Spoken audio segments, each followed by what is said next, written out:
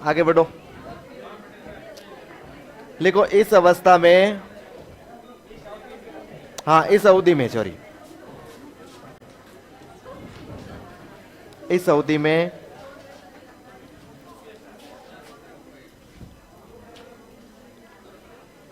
इस अवधि में, अच्छा पूर्ण रूप से मुझे एक बात बताओ, इसमें इस अवस्था का क्या नाम था? नहीं नहीं, ये तो अवधि है। अवस्था का नाम पूर्व संक्रियात्मक। इसका मतलब है जो संक्रिया है ना, संक्रिया करने का मतलब चिंतन करना होता है। संक्रिया करने का मतलब क्या होता है? चिंतन। इसका मतलब जो बालक चिंतन करता है ना, उससे पहले की अवस्था है ये। लिखो तो लिखो, तुम लिखोगे ही। इस अवधि में, इस अवधि में बालक, इस अवधि में बालक में चिंतन तो शुरू हो जाता है। इस अवधि में बालक में चिंतन तो शुरू हो जाता है।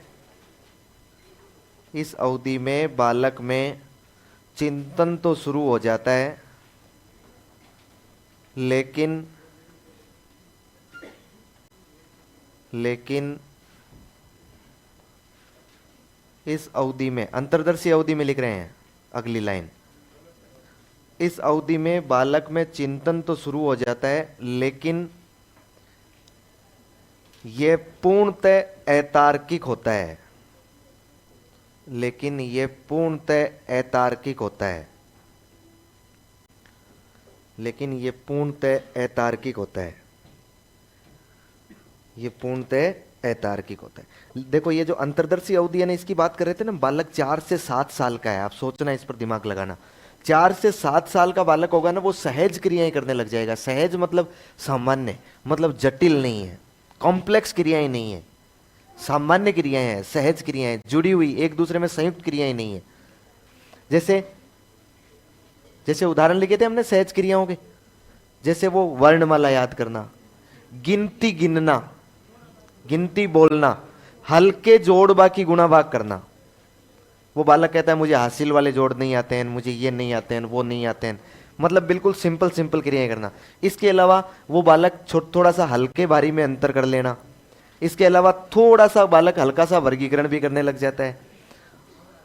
पूरा वर्गीकरण नहीं होता है यहाँ, पूरी पूर्णतः क्लासिफिकेशन नहीं आता है। इसके अलावा घर के छोटे मोटे कार्यों में वो हाथ भी बंटाने लग जाता है। अब उसे थोड़ी थोड़ी चीजें समझ में भी आने लग जाती है। जैसे आप कोई काम कर रहे हो, मान लो कोई कोई पेड़ लगा रहे हो, तो वो बालक आपको ईंट उठा कर ला कर दे देगा। आप उसे कहोगे कि ईंट लेके आ, तो वो बालक ईंट उठा के ले आएगा। 4 से 7 साल के बीच का बालक होगा ना, वो सहज क्रियाएं करने लग जाएगा। यहां देखो, आप सोच के देखो, ये प्री ऑपरेशनल है। ऑपरेशन करना मतलब, ऑपरेशन का मतलब होता है चिंतन करना। भाई संक्रिया एक क्या है? चिंतन ही तो है। जब पूर्व ज्ञान और नए ज्ञान के मध्य क्रिया हो रही है, तो यही तो चिंतन है। इसका मतलब बालक का चिंतन, इस प्री ऑपरेशनल का मतलब है यहां चिंतन की शुरुआत हो रही है। चिंतन से पहले की बात है ये। तो चिंतन की शुरुआत हो रही है, वो बालक संक्रिया तो कर रहा है, लेकिन उसमें कोई लॉजिक नहीं है। उस संक्रिया में कोई लॉजिक नहीं। लॉजिक मतलब तार्किकता नहीं है। क्या नहीं है? और आपको पता है तार्किकता वह होती है जो किसी भी विषय वस्तुओं को क्रमबद्ध तरीके से पेश करने में सहयोगी होती है। यदि मैं कहूं कि उस ज्ञान में तार्किकता है, तार्किकता का मतलब है वो ज्ञान क्रमबद्ध तरीके से व्यवस्थित है। मैं कहूंगा कि आप इन चीजों को, इन वस्तुओं को तार्किक क्रम में रखिए, इसका मतलब है कि उनको व्यवस्थित क्रम में रखिए। और जब तार्किकता नहीं है, तो इसका मतलब है कि उनमें वो चिंतन नहीं होने के समान ही है।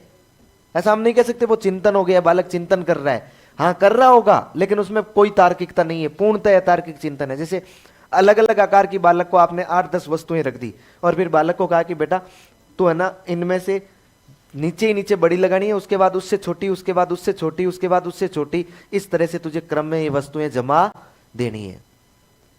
वो बालक सोचेगा, उस पर बहुत सोचेगा, मतलब चिंतन कर रहा है। कभी इसको नीचे लगाएगा, कभी उसको नीचे लगाएगा, लेकिन वो कभी भी इनको तार्किक क्रम में, सार्थक क्रम में व्यवस्थित नहीं कर पाएगा। इसका मतलब हम कह सकते हैं ना, जब चिंतन किया तो चिंतन का जब कोई मतलब ही नहीं निकला, तो फिर चिंतन किस बात का है? इसलिए ही तो इसे पूर्व संक्रियात्मक अवस्था बोलते हैं हम। चिंतन से पहले की अवधि है ये, चिंतन से पहले की अवस्था है। जैसे आपने ये जो आपने कभी सुना होगा, जैसे आप लोग डिफेंस की किसी भर्ती में जाते हैं, वैकेंसी में, रैली में जाते हैं ना, आर्मी वाली में, तो उसमें दौड़ करते हैं ना, उसमें दौड़ की जाती है। देखो लड़कियों को शायद पता नहीं होगा, 1600 मीटर की दौड़ की जाती है। 400 मीटर का एक घेरा होता है, ठीक है, 4 चक्कर लगाने होते हैं, और उसके लास्ट में जब चौथा चक्कर होता है ना, तो वहां एक व्यवस्था कर रखी होती है उन फौजियों ने, जिसके अंदर जैसे कि 4 चक्कर पूरे हुए टाइम से उसको अंदर डालते रहते हैं। वहां 2 फौजी एक रस्सी लेकर तैयार रहते हैं, और जैसे ही वो टाइम कंप्लीट होता है वो रस्सी को खींच देते हैं, मतलब रास्ते को बंद कर देते हैं। बहुत सारे लोगों से आपने सुना होगा कि यार इतना सा रह गया, बस रस्सी खींच दी थी, 2 सेकंड का फर्क रहा था। मुझे एक बात बताइए, उनकी दौड़ का कोई परिणाम निकला गया? दौड़ तो उन्होंने 4 चक्कर लगा दिए, लेकिन उसका कोई परिणाम निकला गया? क्या उनकी दौड़ दौड़ मानी जाएगी? क्या नहीं मानी जाएगी ना। बालक ने चिंतन तो खूब कर लिया, लेकिन उसका परिणाम नहीं निकला। इसका मतलब यह चिंतन कैसा माना जाएगा? अतार्किक। इससे अच्छा चिंतन नहीं करता, इससे अच्छा तू 4 चक्कर नहीं लगाता तो कम से कम पैरों में छाले तो नहीं होते तेरे। वो अलग बात है कि आप कोशिश कर रहे हैं, वो अलग बात है, क्योंकि उस बिना कोशिश के अगली बार भी आप लोग सेलेक्ट नहीं होंगे। हाँ, बालक चिंतन जो आगे सीखेगा ना, वो इसी के आधार पर सीखेगा। लेकिन इस अवस्था को दृष्टिकोण से देखें ना, बाकी बालक की भावनात्मक दृष्टि को भूल जाए हम, तो इस अवस्था को देखें तो इस अवस्था में तो चिंतन नहीं है ना। इसलिए इसको प्री ऑपरेशनल स्टेज बोलते हैं हम लोग। क्या बोलते हैं? Pre operational. बालक चिंतन उल्टा सुल्टा ही करता है, उसमें कोई लॉजिकता नहीं होती है। मैंने समझा ना, बालक खेलता रहता है, खेलता खेलता खेलता खेलता। बालक कैसे खेलेंगे? जैसे घर में कुछ देख रहे हैं वैसे ही खेलेंगे। खाना बना रहे हैं, कोई दाल बना रहे हैं, कोई सब्जी बना रहे हैं, है कि नहीं? फिर कह रहे हैं अच्छा ये काम करते हैं यार, आज तो अपने सवामनी है, पता ही नहीं है, चलो दाल बनाते हैं, चलो चूरमा बनाते, तू न्योता दे क्या, तू निमंत्रण दे क्या। तो एक जाता है, वो जो भी वस्तु पड़ी है ना, वहां कोई भी है, उसके पास जाता है, भाई जी कल हमारे सवामनी है, आपको आना है, बुला के लाता है ना। सब अच्छा अच्छा चलो, आदमी आ गए, आदमी आ गए, खूब सारे आ गए, चलो एक काम करते हैं, एक काम करते हैं, इनको खाना खिलाते हैं। फिर वो उनको खाना खिलाते हैं। अच्छा, फिर उतने में एक कहता है कि अरे यार चूरमा कम पड़ गया, चूरमा कम पड़ गया। दूसरा वाला कहता है चल चल तू रुक रुक, मैं अभी जाता हूँ, मैं अभी जाता हूँ दिल्ली, दिल्ली से चूरमा लेकर आता हूँ। फिर वो गाड़ी लेकर रवाना होता है वहां से, और चूरमा लेकर आ जाता है। लॉजिक है क्या? कहीं कहीं लॉजिक नहीं है ना। हाँ, जाओगे? हाँ जाओ।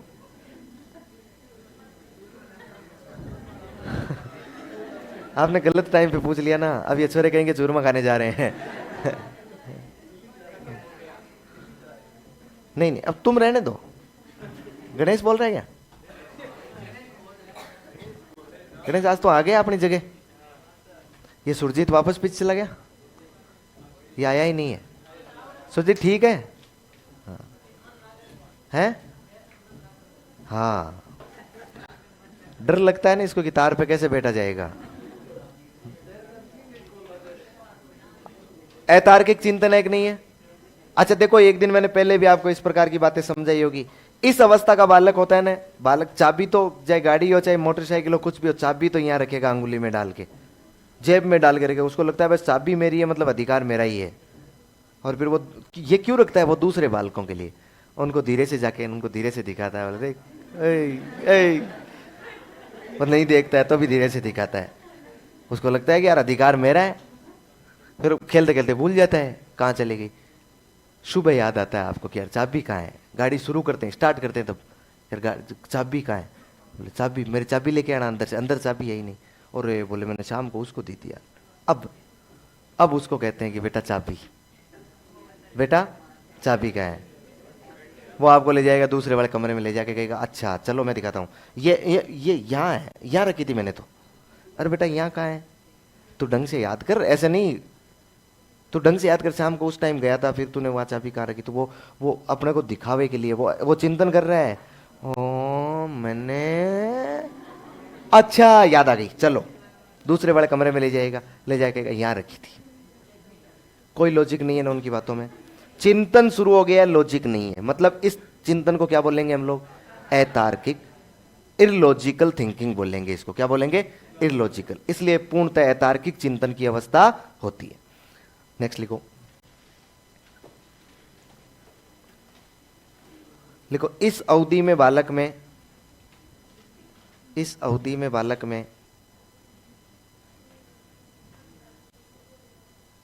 अंतर्दर्शी अवधि में लिख रहे हैं अगली लाइन, इस अवधि में बालक में उत्क्रमणशीलता, इस अवधि में बालक में उत्क्रमणशीलता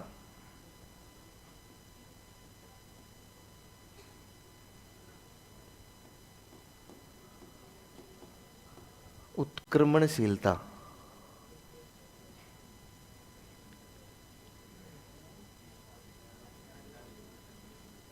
मतलब कोष्टक में लिख लो पलटावी गुण,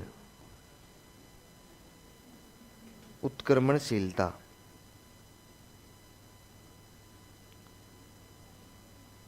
नहीं पाई जाती है, नहीं पाई जाती है।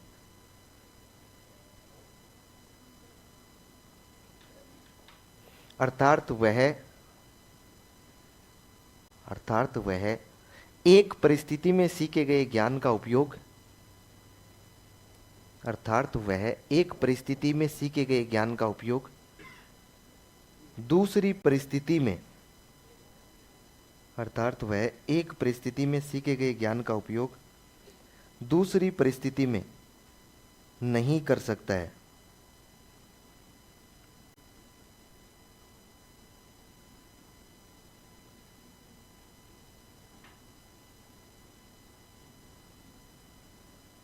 दूसरी परिस्थिति में नहीं कर सकता है, यह उत्क्रमणशीलता है। उत्क्रमणशीलता को बोलते हैं इंग्लिश में रिवर्सिबिलिटी। क्या बोलते हैं? रिवर्सिबिलिटी। देखो, आपको पता हो तो उत्क्रमणशीलता क्या होती है, इसका मतलब मैं इसमें दूसरा शब्द लिख सकता हूं, यहां पर बालक में अनुत्क्रमणशीलता पाई जाती है। अनुत्क्रमणशीलता एक ही बात है ना, इरिवर्सिबिलिटी पाई जाती है। जैसे मान लो पानी होता है ना, पानी, उस पानी को आपने ज्यादा गर्म किया तो वो भाप बन गया, वापस ठंडा किया तो पानी बन गया। पानी को आपने ठंडा कर दिया तो वो बर्फ बन गया, वापस गर्म कर दिया तो वो पानी बन गया। ये रिवर्सिबिलिटी है, ये उत्क्रमणशीलता है। समझ पा रहे हैं ना? लेकिन यदि आपने दूध है और उसका दही बना दिया, वापस दूध बना सकते हैं क्या? इसका मतलब ये इरिवर्सिबिलिटी है, अनुत्क्रमणशीलता है कि नहीं है? अच्छा, इसी तरह से बालक में यहां पर इरिवर्सिबिलिटी होती है। एक परिस्थिति में कुछ भी सीख गया ना, उसका उपयोग वो दूसरी परिस्थिति में नहीं कर सकता, वो पलट कर जवाब नहीं दे सकता है। मतलब उस परिस्थिति, जैसे बालक को आपने सिखाया है ना कि बेटा 2 × 2 = 4 होता है, तो वो अलग से ये नहीं बता सकता कि 4 में 2 का भाग देंगे तो वापस 2 आ जाएगा। पलटा भी गुण नहीं है उसमें। कौन सा गुण नहीं है? पलटा। पलट कर उस परिस्थिति में जवाब नहीं दे सकता। बालक को आपने ये सिखा दिया है ना कि बेटा ये तेरी चाची है, ये तेरे चाचा है, अलग अलग सिखाना पड़ेगा। वो बालक पलट के ये पता नहीं लगा पा सकता इसका मतलब ये मेरी चाची है, ये चाचा है, इसका मतलब ये दोनों आपस में क्या लगते हैं। इतना ही नहीं, इतना ये बता दोगे ना कि ये इसकी पत्नी है, तो वो वापस ये नहीं बता पाएगा इसका मतलब ये इसका पति है। पलटा भी गुण नहीं है, उत्क्रमणशीलता नहीं है। और जैसे ही बालक 7 साल के आसपास का होगा, 6-7 साल के आसपास का होगा, उसके बाद बालक में ये पलटा विगुण विकसित हो जाएगा। आप सिर्फ उसे इतना बताओगे ना कि बेटा ये इसका पति है, तो वो तुरंत बता देगा अच्छा इसका मतलब ये इसकी पत्नी है। उसमें वो उत्क्रमणशीलता का गुण आ जाता है। पलटा विगुण कहां नहीं आता है? अंतर्दर्शी अवधि में नहीं आता। तो आपने पहली अवस्था कौन सी लिखी थी? पहली कौन सी लिखी थी? संवेदीकामक। दूसरी कौन सी लिखी थी? पूर्व संक्रियात्मक। तीसरी लिखो मूर्त संक्रियात्मक। मूर्त संक्रियात्मक अवस्था। मूर्त संक्रियात्मक अवस्था। मूर्त संक्रियात्मक अवस्था कहां से कहां तक है? 7 से लेकर 12। कई बार यहां 11 भी हो जाता है ना, तो भी चिंता नहीं करनी है, दोनों ऑप्शन में नहीं देगा। 7 से 11 या 12 हो जाती है, फिर वो 11 या 12 से ऊपर हो जाएगा।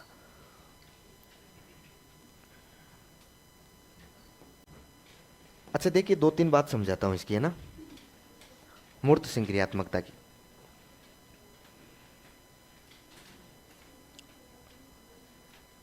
ये जो मूर्त संक्रियात्मकता अवस्था होती है, इसमें यहां पर बालक में चिंतन, आपको पता है इससे पहले बालक में चिंतन हुआ था ना?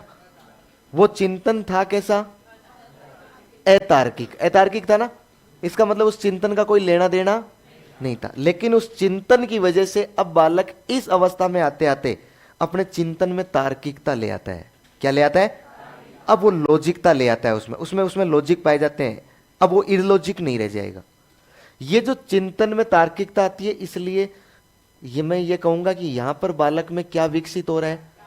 तार्किक चिंतन विकसित हो रहा है। इसका मतलब इस अवस्था को तार्किक चिंतन की अवस्था कहते हैं। आपको पूछे अतार्किक चिंतन की अवस्था, पूर्व संक्रियात्मक, और आपको पूछे तार्किक चिंतन की अवस्था, मूर्त संक्रियात्मक। इसका मतलब बालक व्यवस्थित क्रम में जमा सकता है वस्तुओं को, चिंतन कैसा कर सकता है? तार्किक। लेकिन एक कमी फिर भी है, बालक तार्किक चिंतन तो करने लग जाता है, लेकिन ये तार्किक चिंतन केवल और केवल मूर्त वस्तुओं के साथ कर सकता है। किसके साथ कर सकता है? मूर्त वस्तु। मूर्त मतलब जिसका आकार रंग रूप है, जो सामने है भाई, जिसका आकार है रंग रूप है, बिना देखे चिंतन नहीं कर सकता। उस अमूर्त का मतलब, एब्स्ट्रैक्ट का मतलब संरचना।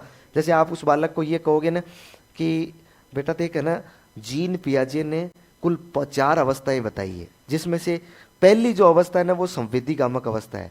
इसमें बालक सजीव इसमें बालक में वस्तु स्थायित्व का भाव आता है। दूसरी अवस्था में सजीव चिंतन होता है। वो बालक इन संरचनाओं को, इन अवधारणाओं को नहीं समझेगा। वो केवल उसको समझ पाएगा जिसका इस दुनिया में कोई ना कोई रंग रूप आकार है, उसको समझ पाएगा, उसके बारे में चिंतन कर लेगा।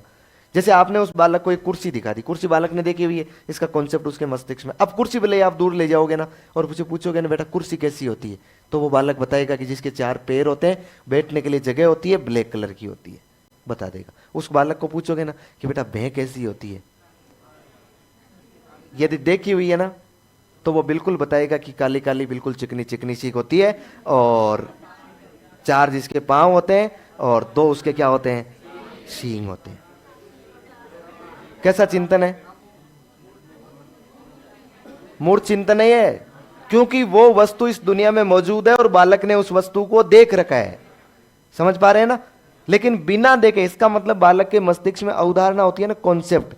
माना कि x है, माना कि y है, ये a+b का होल स्क्वायर 2ab, ये बालक के समझ के परे होता है। केवल और केवल उन वस्तुओं पर चिंतन कर सकता है जिन वस्तुओं का इस दुनिया में अस्तित्व है और उसने बालक ने देखी है। इसका मतलब यह चिंतन कैसा होता है? मूर्त चिंतन होता है। बात समझ आओगे? इसलिए इस अवस्था का दूसरा नाम होता है मूर्त चिंतन की अवस्था। एक तो होती है तार्किक चिंतन की अवस्था, और दूसरी क्या बन जाएगी? मूर्त चिंतन की अवस्था। फिर देखिए एक विशेषता और देखिए, आपको बताओ तो पिछली अवस्था में बालक में उत्क्रमणशीलता नहीं पाई जाई थी, और यहां पर उत्क्रमणशीलता का विकास हो जाएगा। पलटावी गुण का क्या हो जाएगा? विकास हो जाएगा। अब बालक एक परिस्थिति में सीखे हुए ज्ञान का उपयोग दूसरी परिस्थिति में करने लग जाएगा। इसका मतलब है बालक अब पलटकर जवाब देने लग जाएगा। पलटकर जवाब देने मतलब आपको जवाब देना नहीं, पलटकर जवाब देना मतलब वो है ये कि वो वापस रिवर्सिबिलिटी उसमें आ जाएगी। एक परिस्थिति में सीखा हुआ ज्ञान दूसरी परिस्थिति में उपयोग में लाएगा। फिर दूसरा, यहां पर बालक जटिल मानसिक संक्रियाएं करने लग जाएगा। क्या करने लग जाएगा? जटिल मानसिक संक्रियाएं। पहले बालक कैसी संक्रियाएं कर रहा था? सरल मानसिक संक्रियाएं कर रहा था। जटिल मानसिक संक्रियाओं का मतलब हो गया कि अब बालक वर्गीकरण करने लग जाएगा। क्या करने लगेगा? अब बालक तुलना करने लग जाएगा। अब बालक बिल्कुल छोटे बड़े, अच्छे बुरे, इन सब में अंतर करने लग जाएगा। यहां बालक बिल्कुल वर्गीकरण करेगा, तुलना करेगा, और यहां बालक छोटे बड़े में अंतर कर लेगा। यहां ये देख लीजिए कि इस स्थिति में आकर बालक दिनांक, माह, वर्ष और समय बताने लग जाएगा, वार बताने लग जाएगा। यहां पर बालक आते आते क्या करने लग जाएगा?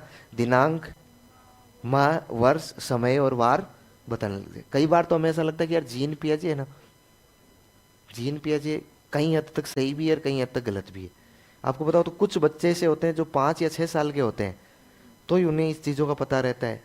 लेकिन यार पूर्णतः तो नहीं होता है, ये नहीं कह सकते हैं पूर्णतः उसको पता हो जाएगा। जीन पियाजे कहीं ना कहीं सही भी है यहाँ, पूर्णतः तो उसको ये पता नहीं होता है। जब वो बालक 7 वर्ष के आसपास का होता है ना, तब उसे पूर्णतः होता है कि यार 10.25 क्या है, 11:15 क्या है एन? भाई समय बताने का मतलब केवल ये देख के नहीं बताना होता है, उसमें पूरा बताना होता है ना कि कितने बज के कितने मिनट हो गए, कितने बज के कितने मिनट। तो दिनांक, माह, वर्ष, समय, ये चीजें बताने योग्य कब हो जाता है बालक? मूर्त संक्रियात्मक अवस्था में हो जाता है। वास्तव में जीन पियाजे ने एक बहुत भला काम किया है यहाँ। जीन पियाजे ने इस पूरी अवस्था की विशेषताओं को केवल 3 शब्दों में समेटा है। कितने? 3 शब्दों की, 3 शब्दों में समेट लिया। इसने कहा कि यहां बालक एक तो सीखता है वर्गीकरण, एक सीखता है यहां बालक क्या सीखता है? संरक्षण। क्या सीखता है? संरक्षण। और एक सीखता है बालक है संबंध। क्या सीखता है? संबंध। अच्छा देखो, वर्गीकरण मतलब क्या होगा? क्लासिफिकेशन। एक शब्द तो क्या ध्यान रखना है? क्लासिफिकेशन। संरक्षण यानी कंजर्वेशन, संरक्षण करना। और संबंध यानी, ये रिलेशन का मतलब केवल माता पिता भाई बहन वाले रिलेशन नहीं है। किन्हीं दो वस्तुओं के मध्य आपस में संबंध स्थापित करने लग जाता है, मतलब उनकी तुलना करने लग जाता है। संबंध कोई भी, किन्हीं भी वस्तुओं के मध्य वो संबंध स्थापित करने लग जाता है। संरक्षण, कंजर्वेशन का मतलब क्या होता है? वस्तुओं का संरक्षण नहीं है, विचारों का, संप्रत्यों का क्या करने लग जाता है? संरक्षण करने लग जाता है। अब जो संप्रत्य संरक्षित किए ना उसने, अपने मस्तिष्क में उन संप्रत्यों के मध्य आपस में तुलना करने लग जाता है, और तुलना करके उनमें नए नए नियमों की खोज करने लग जाता है, उन नए नए नियमों को संरक्षित करने लग जाता है। संरक्षित करने का मतलब सामान्यीकरण भी होता है। क्या होता है? सामान्यीकरण। मतलब बालक बहुत सारे उदाहरणों द्वारा एक निश्चित नियम पर पहुंचने योग्य हो जाता है। और क्लासिफिकेशन तो आप समझते ही हैं, वर्गीकरण किसी भी चीज का, छोटा बड़ा ऊंचा नीचा कोई भी है, इस प्रकार का वो क्लासिफिकेशन करने लग जाएगा।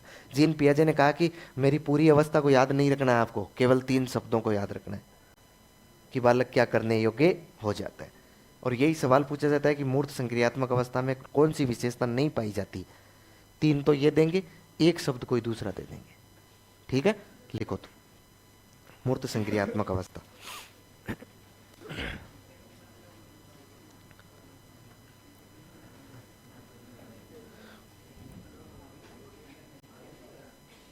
लिखो, इस अवस्था में बालक का चिंतन तार्किक हो जाता है।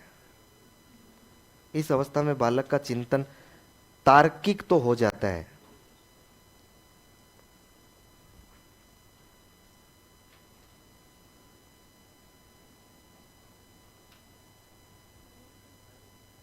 इस अवस्था में बालक का चिंतन तार्किक तो हो जाता है, लेकिन वह केवल, लेकिन वह केवल मूर्त वस्तुओं के संबंध में ही, लेकिन वह केवल मूर्त वस्तुओं के संबंध में ही चिंतन कर सकता है।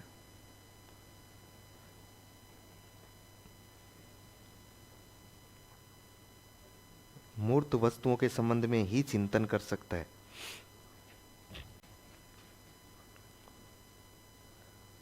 नेक्स्ट लाइन में लिखो,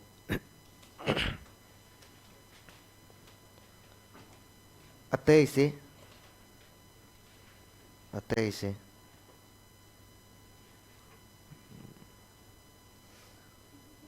अतः इसे तार्किक, तार्किक चिंतन, अतः इसे तार्किक चिंतन एवं एवं मूर्त चिंतन की अवस्था,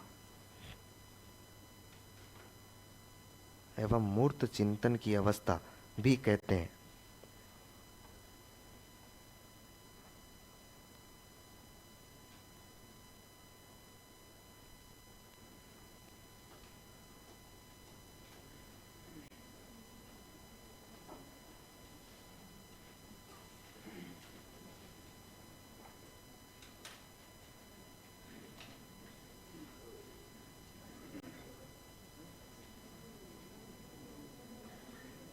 हो गया? और लिखना है ना अभी कहाँ हो गया? क्या लिखा है? मूर्त चिंतन की अवस्था भी कहते हैं। नेक्स्ट लाइन में लिखो, इसमें बालक में उत्क्रमणशीलता, इसमें बालक में उत्क्रमणशीलता, उत्क्रमणशीलता,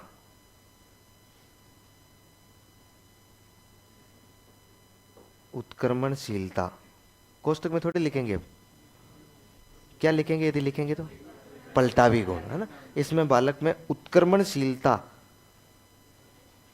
का भी विकास हो जाता है, उत्क्रमणशीलता का भी विकास हो जाता है।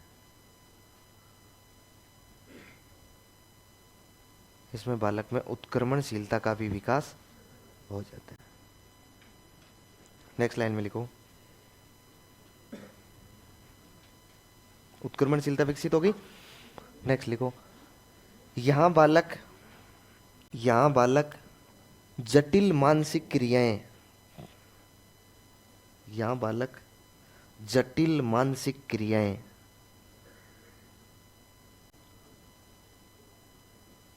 जटिल मानसिक क्रियाएं,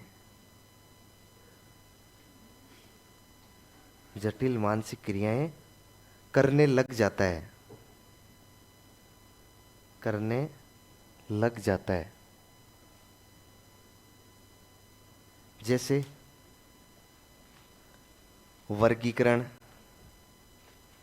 वर्गीकरण, अंतर, जैसे वर्गीकरण, अंतर,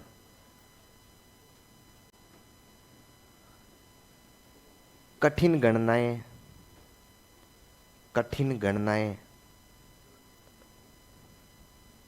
कठिन गणनाएं, उचित अनुचित में अंतर, उचित अनुचित में अंतर,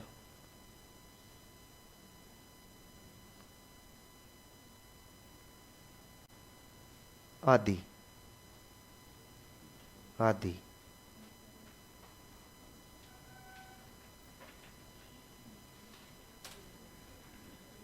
आदि। नेक्स्ट लिखो, इसमें बालक, इसमें बालक, इसमें बालक दिनांक,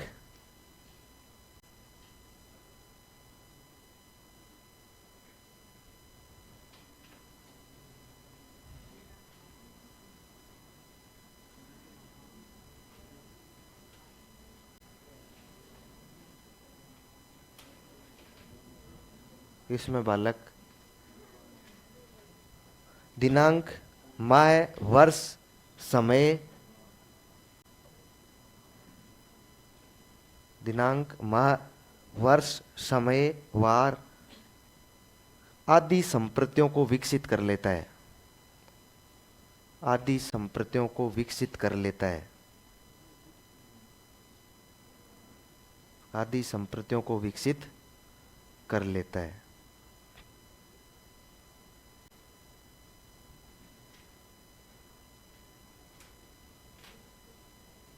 संप्रतियों को विकसित कर लेता है। नेक्स्ट लाइन में लिखो, पियाजे के अनुसार,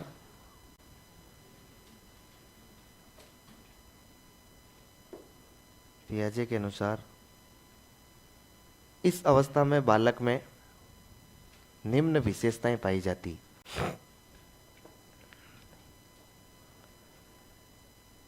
निम्न विशेषताएं पाई जाती है।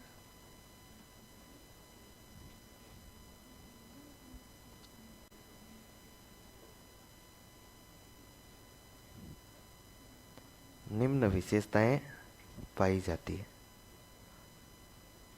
जैसे, जैसे नीचे वो 3 शब्द लिखोगे ना, वर्गीकरण, संरक्षण, संबंध, तीनों शब्द लिखेंगे। वर्गीकरण, संबंध, संरक्षण और संबंध।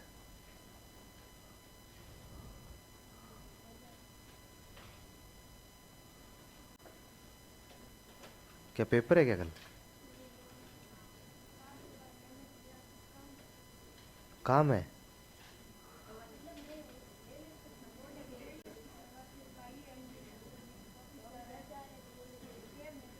तो उनसे मिलने जाओगे?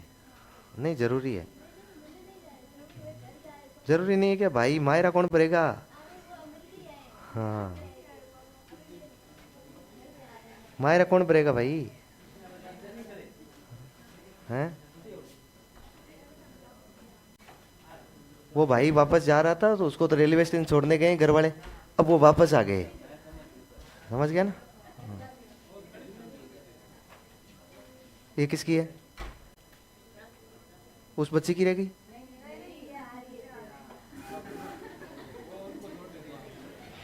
हाँ, लिख लिया क्या? वर्गीकरण, संबंध और संरक्षण लिख लिया। बहुत बढ़िया। अगली अवस्था लिखो। कौन सी अवस्था है?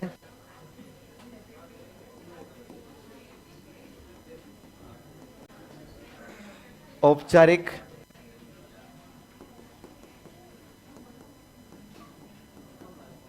संक्रियात्मक अवस्था। औपचारिक संक्रियात्मक अवस्था है, याद है? दाने दाने में है केसर का दम।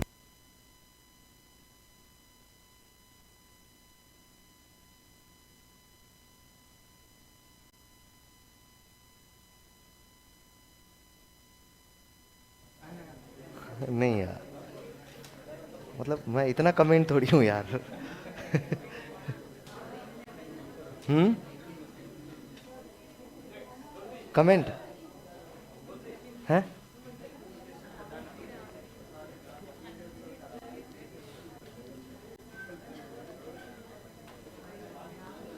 संख्याओं को सोचना मूर्त चिंतन है या अमूर्त चिंतन? संख्याएं लिखना मूर्त है या अमूर्त है? अमूर्त है बेटा, ये अमूर्त है। जिसकी जिसका एक निश्चित रंग रूप आकार आकृति ठोस होना चाहिए। क्या होना चाहिए? ठोस होना चाहिए। बालक उसी को मूर्त समझता है। समझ पा रहे हैं ना? तो क्या होना चाहिए? ठोस होना चाहिए। तो भैंस ठोस नहीं है कि पागल? हाँ, मूर्ति तो है। अरे तो सोच रहा है क्या? पहले देखी हुई है तब सोच रहा है, ऐसे नहीं सोच रहा है।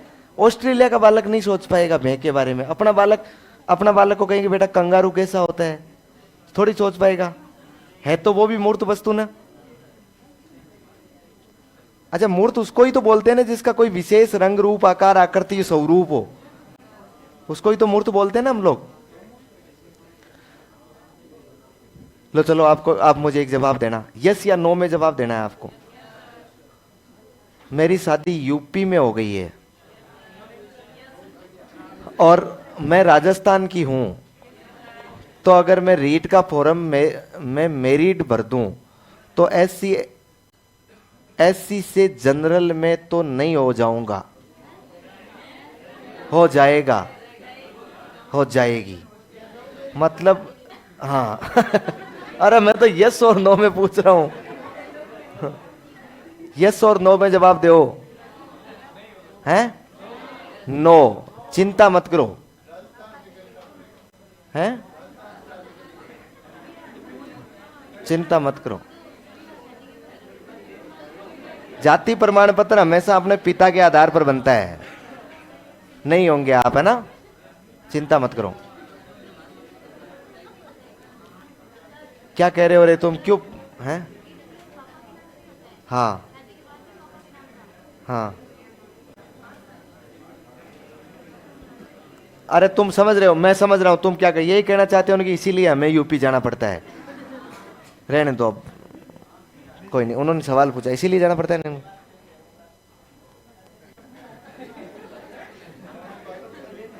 है?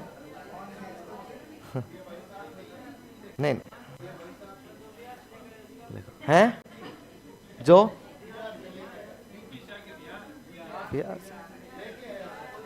नहीं, तो उसमें क्या फर्क पड़ा है? तो औपचारिक लिखो। वाह, पीछे वालों की हो गई खूब बातें आपस में। तो इधर देखो, अब देखो, रुक नहीं रही है साहब, रुक नहीं रही है ये बातें बिल्कुल नहीं रुक रही है। हैं? कुछ लोग तो बातें भी कर रहे हैं लेकिन जानबूझ के मेरी ओर नहीं देख रहे हैं। उनको पता है कि ये मुझे ही देख रहा है, बातें हम ही कर रहे हैं। समझ गए ना किनको कह रहा हूं मैं? हाँ, जिन जिनको कह रहा हूं वो समझ गए, औपचारिक संक्रियात्मक। अच्छा, अब इसमें कुछ नहीं बचा हुआ है भाई। अब बालक में जितनी मानसिक क्षमताओं का विकास होना होता है ना, वो यहां पर हो जाता है। अब बालक वो समस्या नहीं रही है बालक में। देखो, बालक का चिंतन हो रहा है ना, तो बालक का चिंतन हो रहा है, तो चिंतन पहले तो कौन सा हो रहा था? मूर्त। अब वो मूर्त के साथ साथ कौन सा करने लग जाएगा? अमूर्त चिंतन भी करने लग जाएगा। समझ पा रहे हैं? इसलिए इसे अमूर्त चिंतन की अवस्था कह देंगे। ये वास्तव में पूर्णतः तार्किकता की अवस्था है। पूर्णतः तार्किकता, पूर्णतः उसके चिंतन में लॉजिकता यही आएगी। मतलब चाहे चिंतन में अमूर्त है चाहे मूर्त है, पूर्णतः लॉजिक हो जाएगा उसका चिंतन। तो ये पूर्णतः तार्किक चिंतन की अवस्था है। वो तो थी पूर्णतः अतार्किक चिंतन की, और ये क्या है?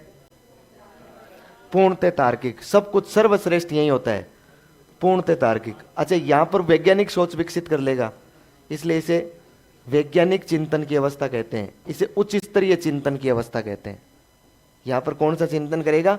उच्च स्तरीय। और यहां पर किसी भी प्रकार की जटिल से जटिल क्रियाओं को आसानी से कर लेगा। इसका मतलब जो मैंने क्रियाएं लिखवाई है ना आसान आसान, उसके अलावा जो भी जटिल क्रिया का जब भी नाम आए तो वो होगी। ध्यान दीजिएगा। छापो तो क्या लिखा है आपने? औपचारिक संक्रियात्मक अवस्था। इसमें लिखो औपचारिक संक्रियात्मक अवस्था में लिखो ये ये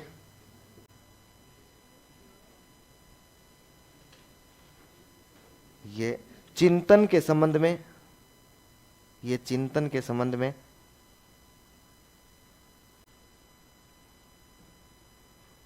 चिंतन के संबंध में उच्च स्तरीय अवस्था है। ये चिंतन के संबंध में उच्च स्तरीय अवस्था है। ये चिंतन के संबंध में उच्च स्तरीय अवस्था है। कैसी है? उच्च स्तरीय अवस्था है। नेक्स्ट लिखो, यहां बालक अतार्किक, सॉरी अमूर्त, यहां बालक अमूर्त अमूर्त एवं पूर्णतः तार्किक चिंतन करने लग जाता है। एवं पूर्णतः तार्किक चिंतन करने लग जाता है। एवं पूर्णतः तार्किक चिंतन करने लग जाता है। पूर्णतः तार्किक चिंतन करने लग जाता है। नेक्स्ट लाइन में लिखो, अतः इसे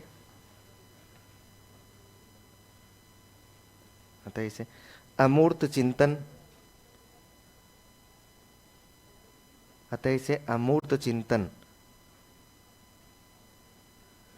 एवं वैज्ञानिक चिंतन की अवस्था भी कहते हैं। अमूर्त चिंतन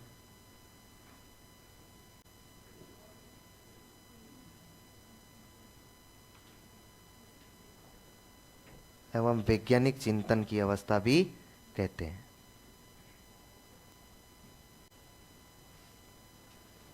एवं वैज्ञानिक चिंतन की अवस्था भी कहते हैं। ठीक है, ये आपका जीन पियाजे। कितनी अवस्था है? 4 अवस्था। ध्यान रखिएगा। क्या थोड़ा बहुत दिमाग में ढांचा बैठा है कि नहीं बैठा है? जीन पियाजे क्या बताना चाह रहा है? जीन पियाजे केवल संज्ञान का निर्माण करवा रहा है और वातावरण के साथ अंतःक्रिया के माध्यम से करवा रहा है।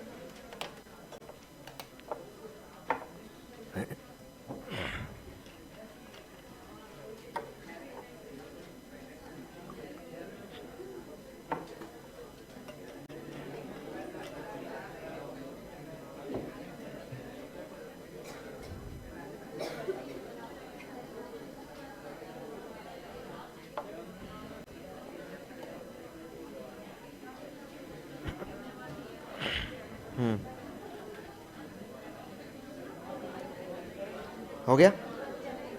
अगला लिखो। हाँ हाँ,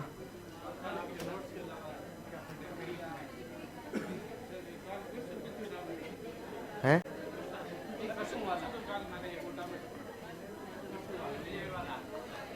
देखेंगे। ये किसी ने लिखा है कि सर आपके नोट्स के अलावा और क्या पढ़े साइकोलॉजी में। बेटा पहले नोट्स पढ़ने हैं, पहले क्या पढ़ने हैं, नोट्स की एक एक चीज तैयार हो जाए ना, एक एक चीज तैयार, नोट्स का एक एक कॉन्सेप्ट तैयार हो जाए ना, उसके बाद आगे बढ़ना है। और उसके बाद आगे बढ़ नहीं पाओगे, टाइम हो जाएगा ना, क्योंकि सब्जेक्ट एक थोड़ी है आपके लिए यार, सब्जेक्ट हजारों हैं। नोट्स के साथ में मुझे ऐसा लगता है कि आपको एमसीक्यू सवाल हल करने चाहिए। कैसे करने चाहिए? एमसीक्यू नहीं, पीवाईक्यू। एमसीक्यू से तो आप भ्रमित होते हो, जो खुद ने बनाए होते हैं उनसे तो सीधे सीधे भ्रमित होते हो, भ्रमित की अवस्था आती है। आपका चिंतन विकसित नहीं हो पाता है कि क्या कब तक ये सवाल कहां से पूछा जाएगा, कहां से नहीं पूछा जाएगा, और वहां से आपकी व्यापक सोच उत्पन्न होती है कि एग्जामिनर कहां से सवाल पूछते। और पी वाई क्यू कहाँ है? तो आपके इन डीपीपी में पी वाई क्यू रखे गए हैं, इनमें कम है। तो आपको पता है, मैं तो बुक लेके ही आ रहा हूं, कल आपको बता दूंगा। यहाँ कल की अपनी लास्ट क्लास है ना, कल आपको बता दूंगा कितनी तारीख को मार्केट में आएगी। मतलब ये है कि प्रिंटिंग में कल मैं भेज दूंगा। अब प्रिंटिंग में भेजने के बाद उसको 4-5 दिन वो किताबें छापने में लगता है ना, 2-4 दिन पहुंचाने में, वहां तक उतना ही टाइम लगेगा है। हाँ, नए साल तक। अरे कहाँ 15 जनवरी, नए साल पे तोहफा दे रहा हूं मैं तो आपको, है। तो इसके अलावा वो जो क्वेश्चन है ना, वो क्वेश्चन पढ़ लेंगे। उन क्वेश्चन के नीचे उनकी व्याख्या दी गई है, जो सवाल नहीं समझ में आए तो उस सवाल की व्याख्या पढ़ लेंगे। फिर टाइम आपके पास बचेगा ही नहीं। बाई चांस यदि बचे, आपको लगा कि यार टाइम बचे, तो देखो किसी प्रकार की कोई गाइड पढ़ने से बेहतर है आप उत्कर्ष के जो प्रिंटेड नोट्स दिए गए हैं ना आपको, उन्हें पढ़ें, क्योंकि इन्हें बहुत तार्किकता के साथ बनाया गया है, बहुत लॉजिक के साथ बनाया गया है, बहुत संक्षिप्त चीजें हैं, मतलब विस्तृत नहीं है, संक्षिप्त चीजें हैं और बहुत लॉजिक के साथ बनाए गए हैं इन नोट्स को, है ना। तो उसके बाद मैं तो यही प्रायोरिटी देता हूं कि आप पहले नोट्स को, ये नोट्स पूरे हो जाए तो उत्कर्ष वाले प्रिंटेड नोट्स को, ठीक है, इन नोट्स को पढ़ें। फैक्ट पर ज्यादा ध्यान नहीं दे, किस पर ध्यान दे? कॉन्सेप्ट पर ज्यादा ध्यान दे। वापस लौटो अपने सिद्धांतों पर। अगला सिद्धांत बताओ। नैतिक विकास का सिद्धांत, वेरी गुड।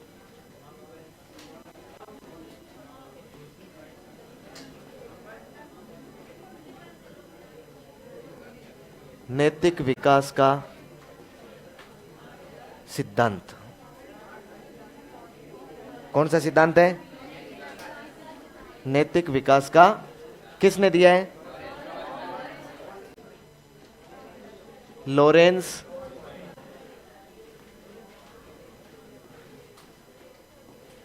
कोलबर्ग ने। किसने दिया है? लॉरेंस कोलबर्ग ने। लिख लो लिख लो, मॉरल डेवलपमेंट थ्योरी।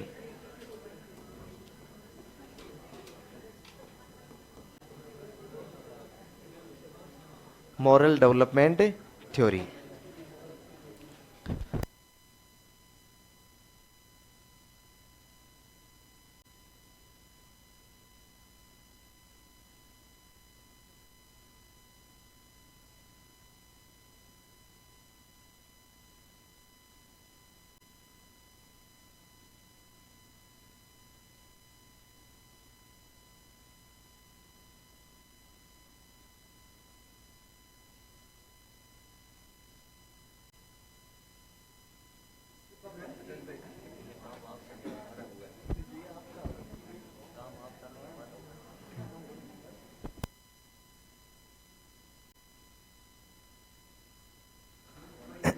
हाँ, नैतिक विकास का सिद्धांत किसने दिया है? Lawrence Kohlberg. लिखो,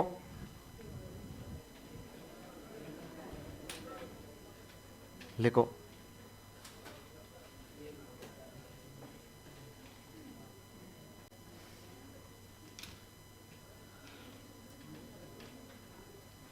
लिखो, कोलबर्ग ने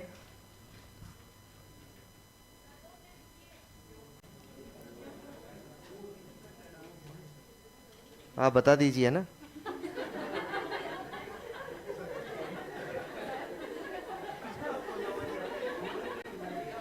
बोलिए तो। अब आपने स्टेच्यू करके छोड़ दिया, बताओ।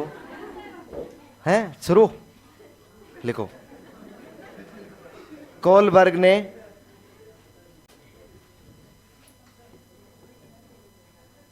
ने हिंज हिंज दुविधा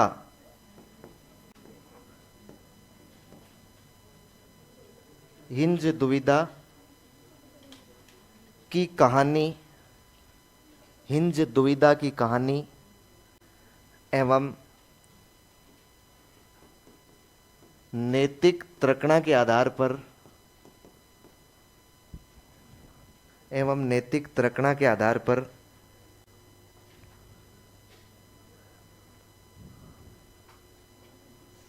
बालक के नैतिक विकास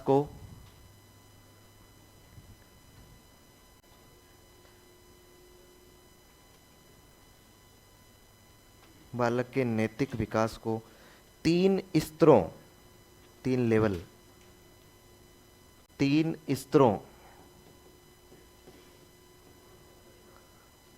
एवं प्रत्येक स्तर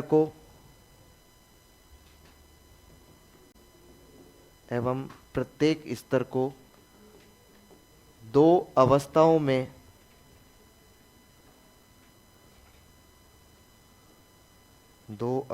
में विभाजित किया है।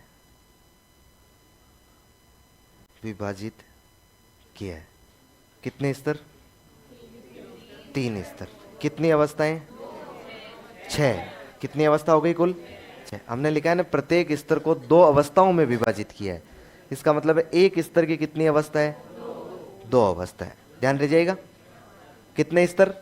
3। अवस्थाएं कितनी? 6। तो यही तो होता है।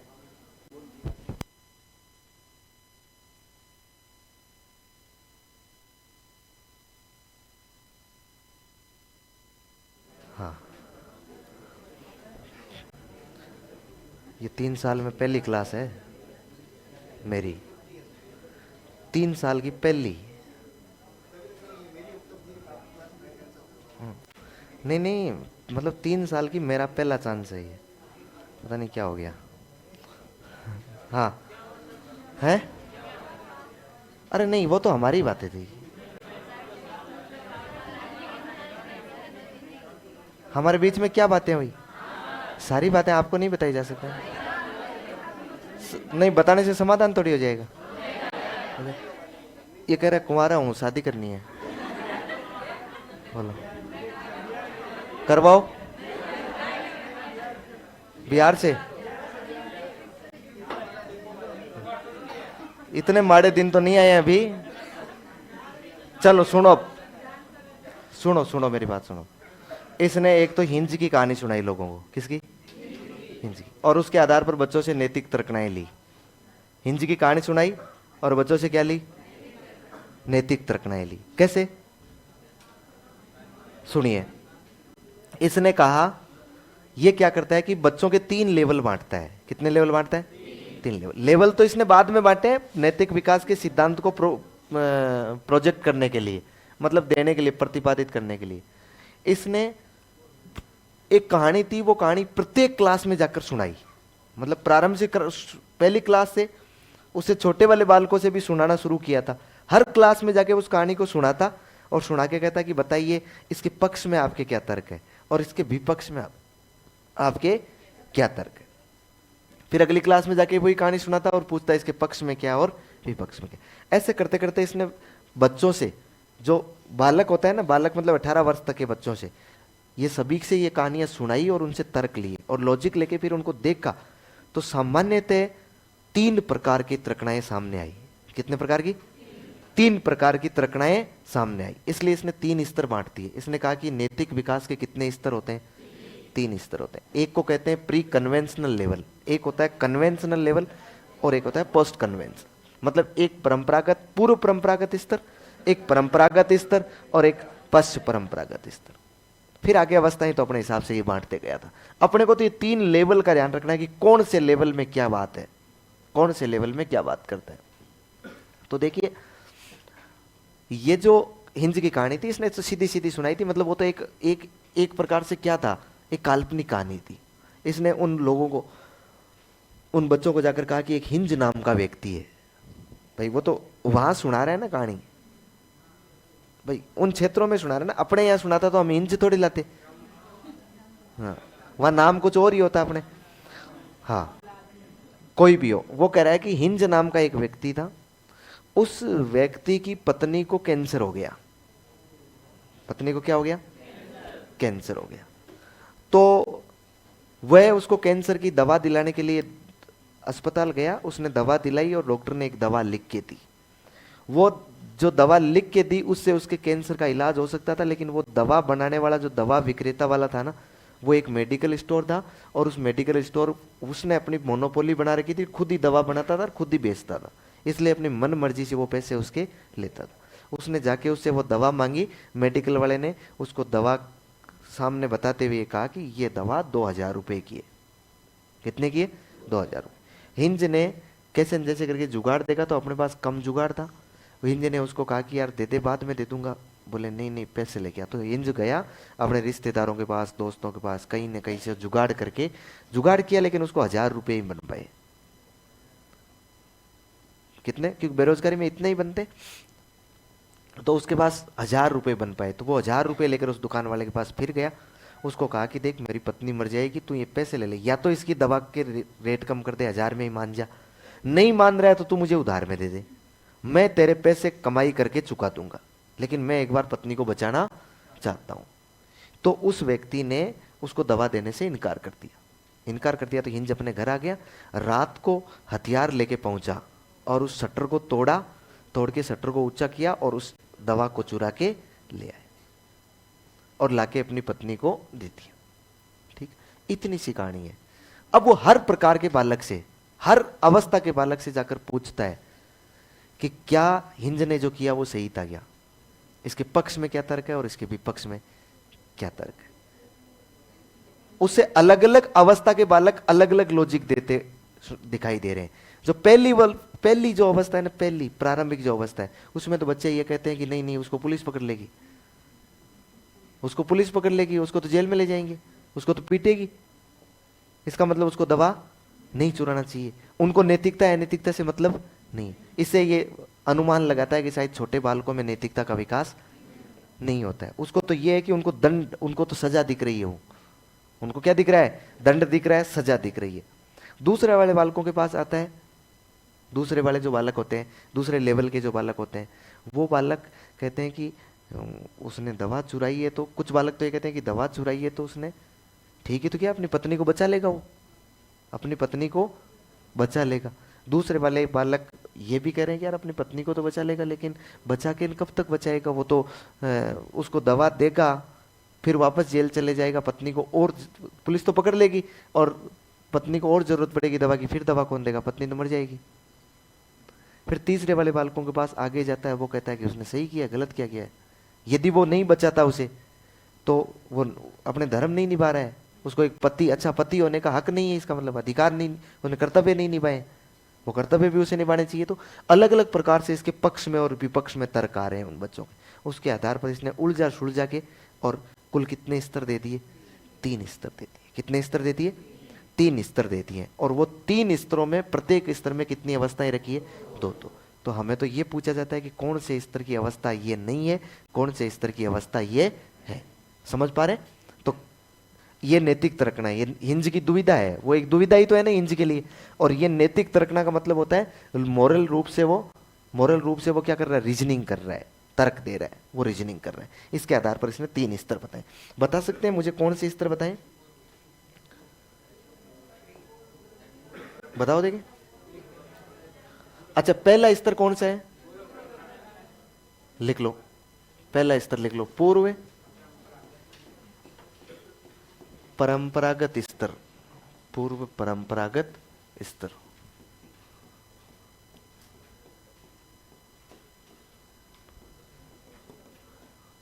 Pre conventional level. Pre conventional level.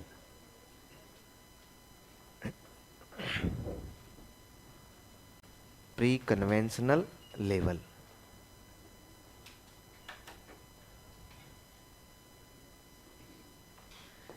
इसमें कहां से कहां तक के बालक सम्मिलित किए इसने? Very good. 4 से 10 वर्ष माने ज्यादा बेटर रहेगा। ये लो, 10 वर्ष से छोटे जो बालक है ना वो इसने इसमें रखे हैं। और 4 से नीचे वाले बालक है ना, ये तो कह रहा है उनमें तो नैतिकता का नाम ही नहीं है, लेना देना ही नहीं है। नैतिकता तो उनमें तो है ही नहीं। मतलब अच्छा बुरा कोई नॉलेज नहीं है। मतलब 4 से नीचे वाले बालकों में सामाजिक विकास नहीं होता है, नैतिक विकास नहीं होता है, वो सामाजिक नहीं होते हैं। इसका मतलब क्या होते हैं? असामाजिक? नहीं नहीं, असामाजिक नहीं है वो।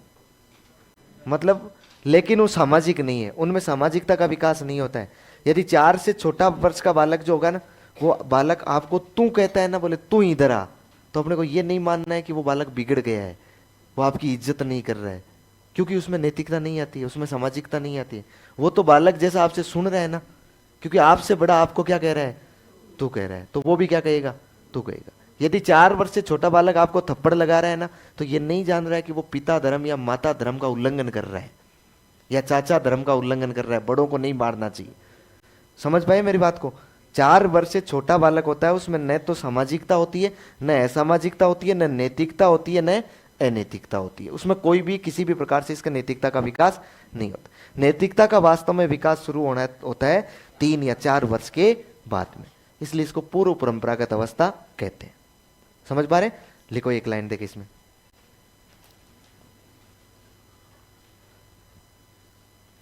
लिखो इसमें इसमें इसमें बालक में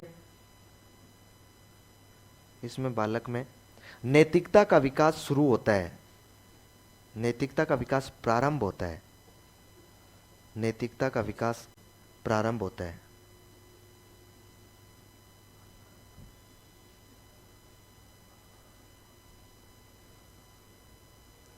बालक में नैतिकता का विकास प्रारंभ होता है।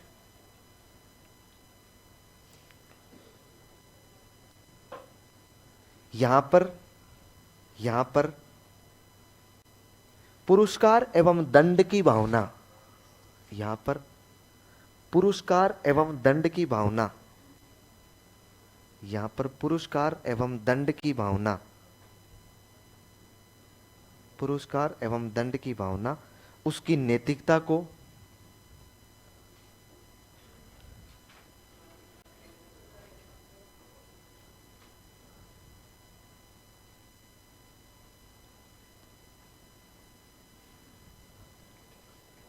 यहां पर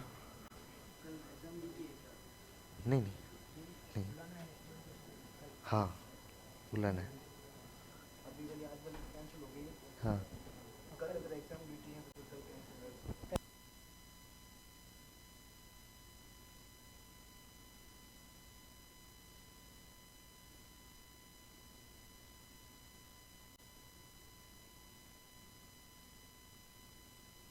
हाँ। क्या लिखा है यहां पर? यहां पर नहीं, अरे सॉरी, यहां पर पुरस्कार एवं दंड की भावना उसकी नैतिकता को सर्वाधिक प्रभावित करती है, उसकी नैतिकता को सर्वाधिक प्रभावित करती है, उसकी नैतिकता को सर्वाधिक प्रभावित करती है। हाँ, इसकी कितनी अवस्थाएं हैं? 2। बता सकते हैं मुझे कौन कौन सी है?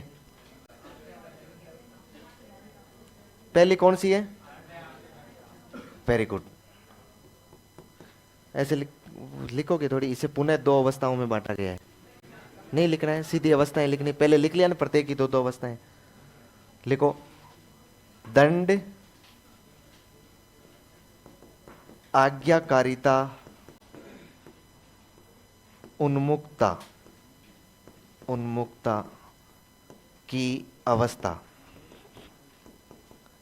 दंड, आज्ञाकारिता, उन्मुक्ता अवस्था। दंड, आज्ञाकारिता, उन्मुक्ता अवस्था।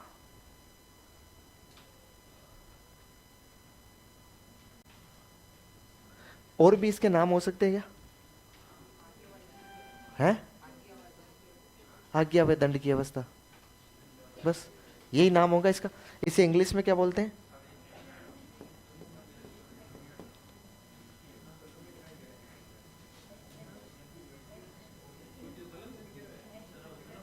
पनिशमेंट से ही तो लिखा है,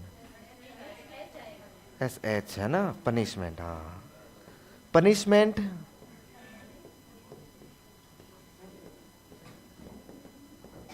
ओबीडेंस,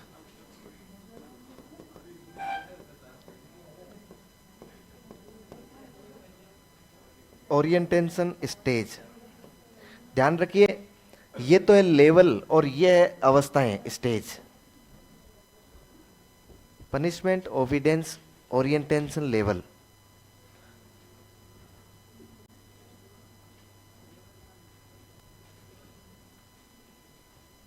ओरिएंटेशन, लेवल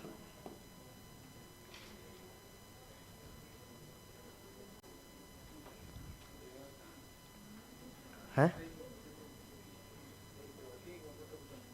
अच्छा, यहां पर है ना, यहां पर बालक किसी भी कार्य को क्यों करेगा? किसी भी आज्ञा को क्यों मान रहे हैं?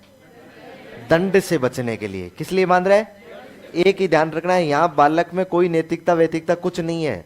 बालक यदि आप बड़े और आपका कहना मान रहे हैं ना, आपके लिए पानी का गिलास लेके आ रहा है ना, तो वो केवल दंड से बचने के लिए, दूसरा और कोई तरीका नहीं है। यहां बालक में कोई नैतिकता नहीं है। अब इसको दो भागों में बांट सकते हैं, लगभग ये 4 से लेकर 7 वर्ष का बालक हो सकता है।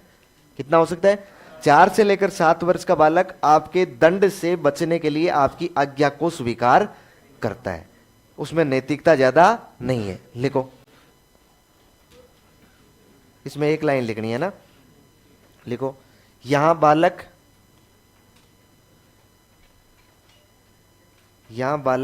दंड से बचने हेतु आज्ञा का पालन करता है। यहां बालक दंड से बचने हेतु आज्ञा का पालन करता है।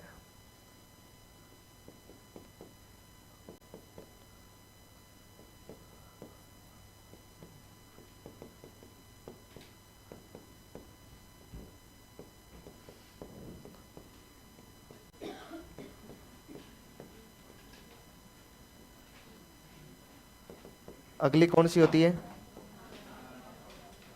साधनात्मक सापेक्षतावादी उन्मुक्ता अवस्था, या इसे क्या कहते हैं, या हम लोग इसे बोलते हैं अहंकार या अदला बदली की अवस्था। अदला बदली की अवस्था, अहंकार की अवस्था या अदला बदली की अवस्था।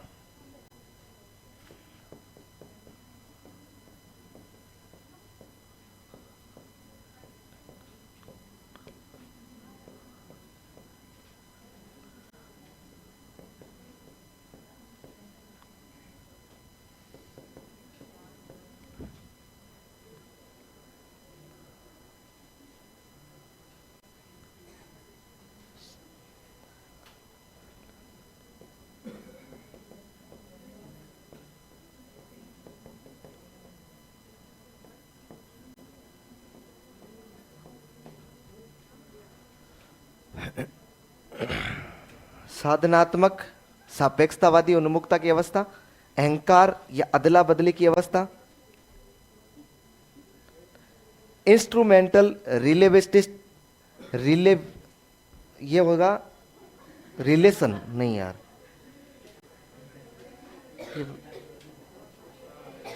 रिलेविस्ट,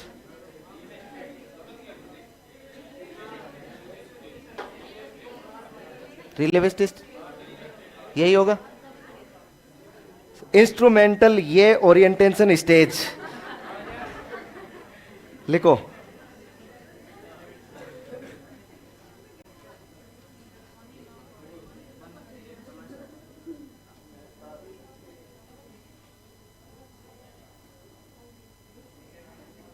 ओरिएंटेशन स्टेज, या फिर इसे बोलते टिथ फॉर टेथ स्टेज, मतलब जैसे का तैसा, अदला बदली। यहां बालक में अहंकार की भावना होती है। क्या होती है? अहंकार की। आपको पता है यहां बालक किसी भी कार्य को करता है तो क्यों करता है? किसी साधन के निमित्त होकर करता है। साधन मतलब पुरस्कार। क्या चाहिए उसे? पुरस्कार। 4 से 7 वर्ष का जो बालक होगा ना, 4 से 7 वर्ष का, उस बालक को आप कहोगे ना बेटा वो काम कर दे, बोले नहीं करूंगा। बोले तुझे एक चॉकलेट दूंगा, बोले पहले दिखा। वो दिखानी पड़ेगी कि बिना किसी साधन के काम नहीं करेगा। यहां बालक में नकारने की अवस्था पाई जाती है, बहुत नकारता है किसी भी काम को। कुछ भी कहोगे ना मना करेगा एक बार। यदि उस बालक से आपको काम करवाना है ना, उस बालक को नैतिकता सिखानी है तो किसके आधार पर सिखा सकते हैं आप? किसी साधन के निमित्त करके सिखा सकते हैं। साधन के निमित्त करने का मतलब है किसी न किसी पुरस्कार से उसे लालच देके, लोभ या लालच द्वारा या पुरस्कार के आधार पर उसे सिखा सकते हैं। बाकी नैतिकता नहीं सीखेगा। यहां बालक कोई भी काम करेगा ना वो दंड से बचने के लिए करेगा, यहां पुरस्कार की प्राप्ति के लिए करेगा, किसी साधन की प्राप्ति के लिए करेगा। यहां अहंकार की भावना होती है, अदला बदली की भावना होती है, भयंकर रूप से टिट फॉर टेट होता है। ईगो बहुत पाया जाता है ना इस अवस्था में, ईगो आ जाता है, ईगो सेंट्रिज्म ही होता है ना, तो फिर वो उसमें ईगो आ जाता है बालक में। और फिर वो यदि आप उसे कुछ कहेंगे ना तो वो आपको 2 बात ज्यादा कहेगा, आप पीटेंगे ना तो आपको 4 बार पीटेगा। यही होता है ना, लिखो है रिलेटिव ही।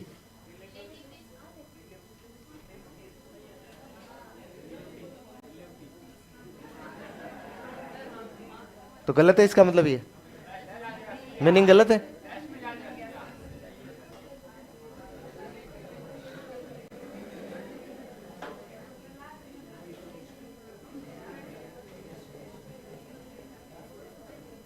अब देखिए रिलेटिविस्ट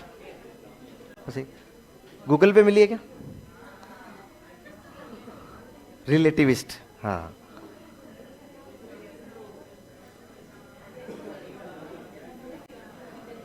अरे रहने तो रे, रुक जाओ रे, जैसा भी है ये है रिलेटिविस्ट, है ना। हाँ, रिलेशन से बना है ना, रिलेट करना है ना। किससे रिलेट करना है? किसी इंस्ट्रूमेंटल से रिलेट करना है, मतलब किसी साधन के निमित्त करना है। ये ओरिएंटेशन मतलब तो होता है उसकी ओर झुकाव, उन्मुखता। हो गया क्या? लिखो इसमें बालक पुरस्कार प्राप्ति हेतु, इसमें बालक पुरस्कार प्राप्ति हेतु, इसमें बालक पुरस्कार प्राप्ति हेतु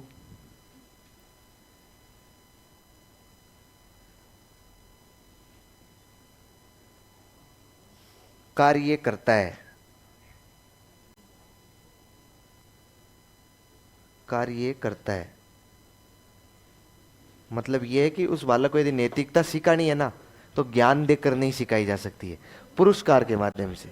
उसको केवल और केवल टोकन इकोनॉमी के आधार पर आप नैतिकता की बातें सिखा सकते हैं। टोकन इकोनॉमी याद आ रहा है ना स्किनर का, उसके द्वारा ही सिखा सकते हैं, अन्यथा नहीं सिखा सकते हैं। बी लगा के कौन सा स्तर लिखेंगे? परंपरागत स्तर।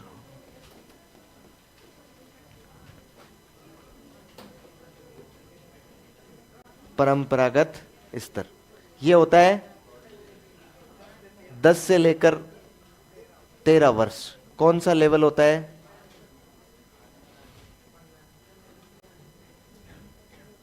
Conventional level, conventional level.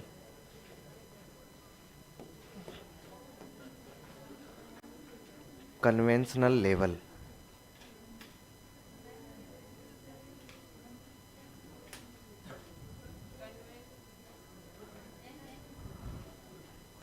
अरे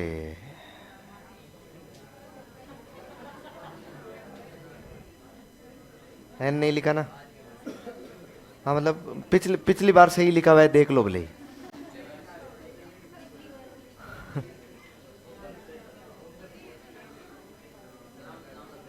है मतलब तुम्हें आता तो नहीं है, लेकिन तुम्हें घोचा करना जरूर आता है।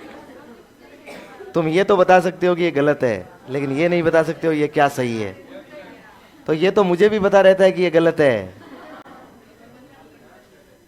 ये भरत ये कहां से आ गया आज? ये कह रहा है सर हैप्पी बर्थडे है। हमारा रोज ही हैप्पी बर्थडे ही रहता है, इसमें नया क्या है। नहीं ब्लॉक तो क्यों कर दिया यार छोरे को लिखो, बताओ पहली अवस्था का नाम।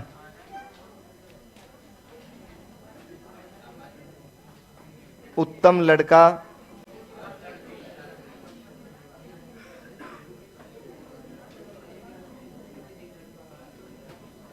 अरे लिख लो रे।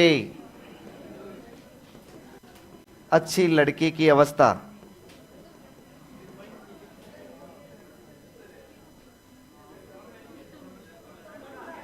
है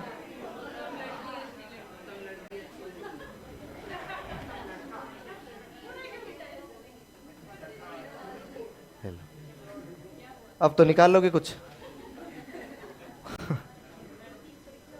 है। उत्तम लड़का, अच्छी लड़की की अवस्था,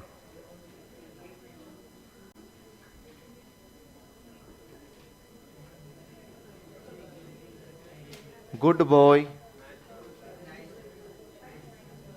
गुड बॉय, अरे नाइस बॉय। बॉय हैंडसम होता है, नाइस नहीं होता है। गुड बॉय, नाइस गर्ल,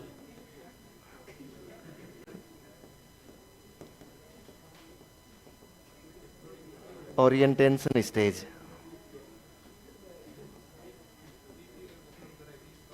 यही होती है ना, ये अवस्था चेंज तो नहीं है।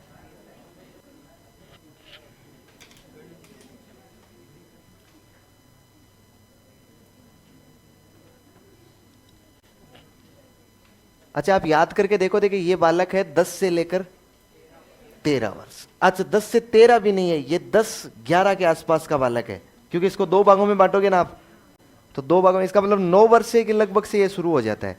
आप याद करके देखो, 9 वर्ष का बालक, 9 से लेकर 10-11 वर्ष का बालक कौन सी क्लास में पढ़ रहा होगा? कौन से में? 5वीं, चौथी, छठवीं, ये यही स्टेज आती है ना। जाके बच्चों को पढ़ाओगे ना आप, इनको आप पढ़े भी, आप देखना यहाँ के जो बालक होते हैं ना, वो यदि उन बालकों से मास्टर ये कहते हैं ना मेरे लिए पानी लाना, 15-20 दौड़ते हैं एक साथ। और जो आदमी उसमें सफल हो जाता है, मतलब जिसके हाथ में वो लोटा मिल जाता है, जिसके हाथ से गुरुजी पानी पी लेते हैं, उसको लगता है बस सब कुछ प्राप्त कर लिया है मैंने। होता है कि नहीं होता है? एक गुरुजी का काम करने के लिए 20-20 बालक अग्रेसिव रहते हैं। यहां पर बच्चा इसलिए काम कर रहा है क्योंकि वो प्रशंसा सुनना चाह रहा है। क्या सुनना चाह रहा है? प्रशंसा। यदि लड़के को कहा गया ना शाबाश गुड बॉय, शाबाश नाइस गर्ल, इसका मतलब है कि वो प्रशंसा सुनना चाह रहा है। उस प्रशंसा सुना सुना के उसका भले ही कितना ही अत्याचार किया जा सकता है, उसको क्या चाहिए? प्रशंसा। घर वाले भी क्या करते हैं, ये स्टेज में आके उस बच्चे की प्रशंसा करते हैं। यहाँ 9, 10, 11 साल की लड़की होती है तो उस बच्ची को कहते हैं कि बहुत अच्छी लड़की है हमारी, ये काम कर देती है, वो काम कर देती है, तो वो बच्ची पूरे झाड़ू पोछा पूरा काम करवाती है वो, क्योंकि वो उसे क्या चाहिए? प्रशंसा। यहाँ पर प्रशंसा का जो भाव होता है ना, वो बालक को नैतिकता की ओर ले जाता है। नैतिकता यदि सिखानी है तो यहाँ से किसके द्वारा सिखाई जा सकती है? प्रशंसा के द्वारा सिखाई जा सकती है। लिखो, इसमें प्रशंसा पाने की इच्छा, इसमें प्रशंसा पाने की इच्छा नैतिकता को प्रभावित करती है। इसमें प्रशंसा पाने की इच्छा नैतिकता को प्रभावित करती है। प्रशंसा पाने की इच्छा नैतिकता को प्रभावित करती है।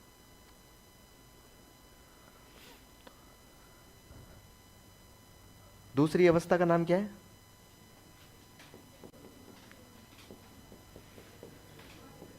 सामाजिक, बताओ देखिए, व्यवस्था के प्रति सम्मान की अवस्था। बिना आवाज के लिख लो, social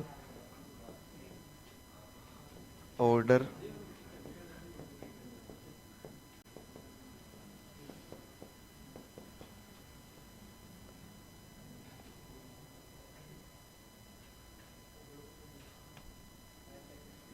social order, maintain orientation,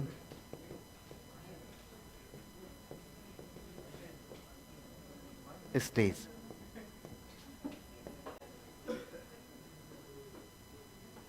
रुक जाओ रे यार, पेन खत्म हो गया तो पूरी क्लास को डिस्टर्ब थोड़ी करते हैं बेटा।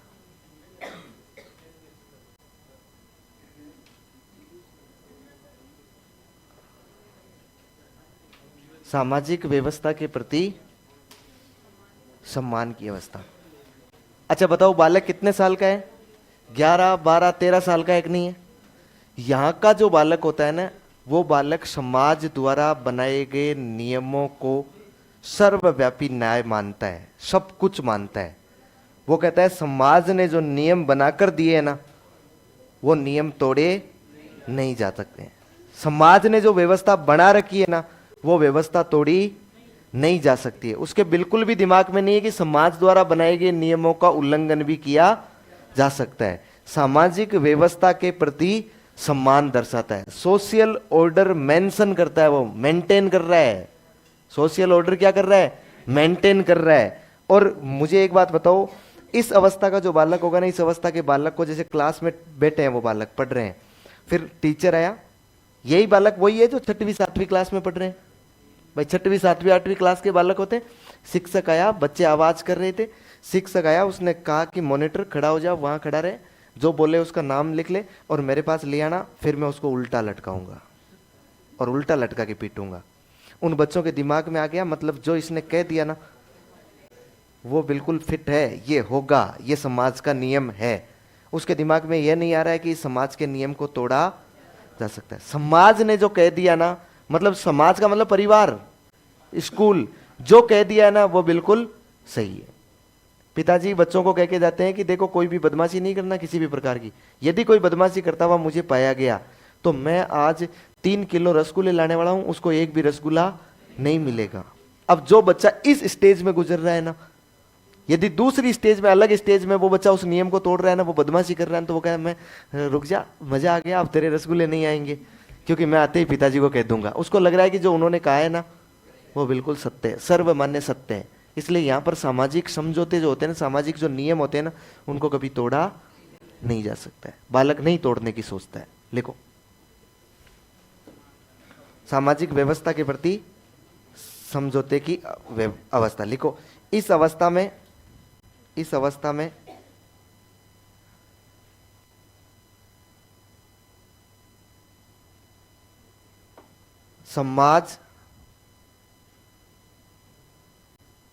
समाज द्वारा बनाए गए नियम, समाज द्वारा बनाए गए नियम बालक के लिए सर्वमान्य होते हैं।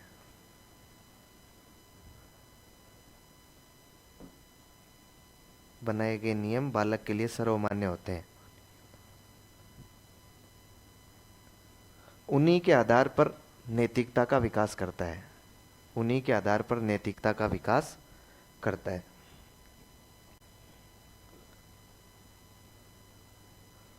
उन्हीं के आधार पर किसका विकास करता है? नैतिकता का विकास करता है। उन्हीं के आधार पर नैतिकता का विकास करता है।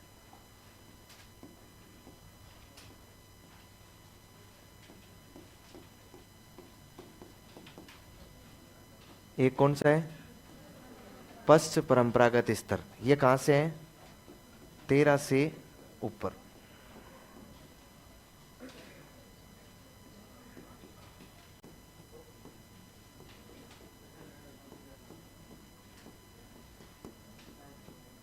Post conventional level.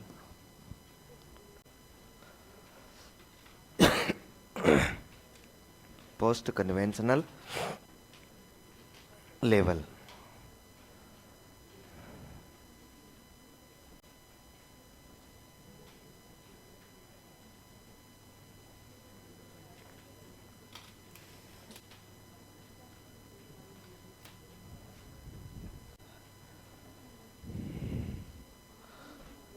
कितनी अवस्थाएं होती है इसमें? दो अवस्थाएं होती है, बताओ देखिए पहली कौन सी होती है? हैं? सामाजिक समझौते की अवस्था, सामाजिक समझौते की अवस्था, सामाजिक समझौते की अवस्था, क्या बोलेंगे?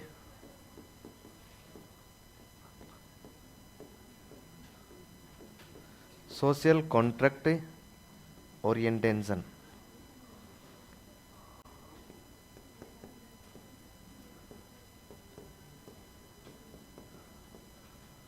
Orientation stage.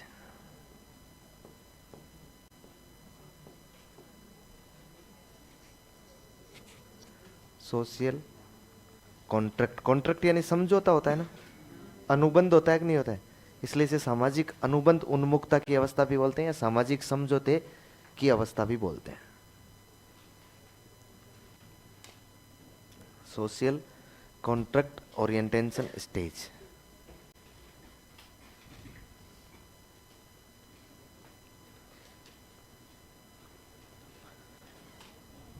क्या होता है यहां? अब देखो बालक किशोरावस्था में प्रवेश कर रहा है कि नहीं है?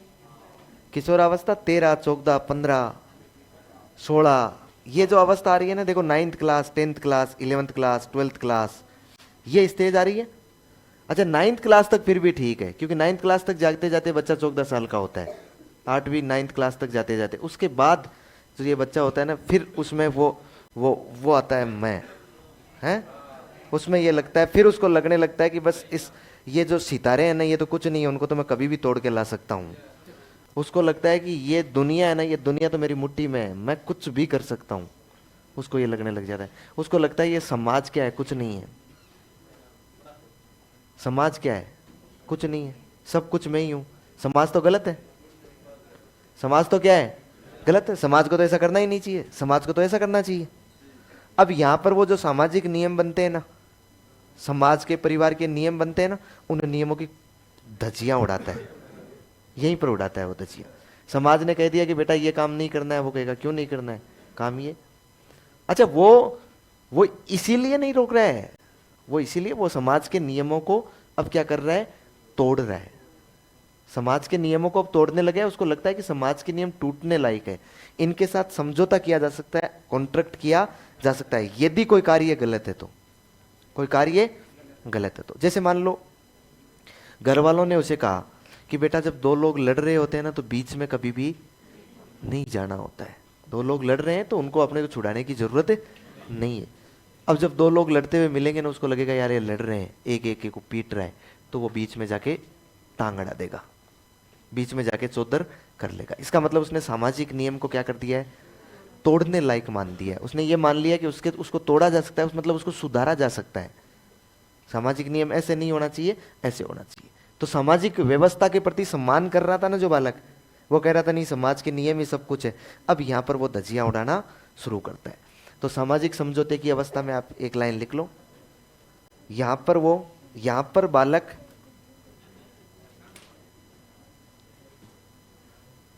यहां पर बालक सामाजिक नियमों को बदलने योग्य मानता है, बदलने योग्य मानने लग जाता है। यहां पर बालक सामाजिक नियमों को बदलने योग्य मानने लग जाता है, बदलने योग्य मानने लग जाता है। लास्ट स्टेज कौन सी है? सार्वत्रिक नीतिगत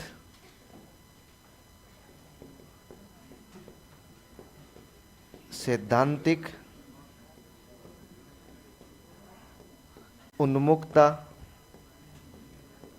की अवस्था। हाँ है, छांटना पड़े, क्या कर सकता हूं बता? ये तो तू मेरी जगह होता तो क्या करता? बोल। हैं? किसको? तो खड़ा हो जा तो। यार तुझे क्या लगा मैं आ जाऊं छतरी लेकर? हैं? आऊंगा बेटा एक दिन, जिस दिन तेरी शादी होगी ना उस दिन मुझे बुला लेना। उस दिन मैं वो छतरी लिए पकड़े हुए रखूंगा, मैं कहूंगा नहीं भाई छोरा बहुत समझदार है और पावना है आज तो पावना की सेवा करेंगे। बुलाएगा तो सही ना, पक्का आऊंगा। हो गई क्या? 2 बार हुई है? 2 बच्चे हैं हाँ।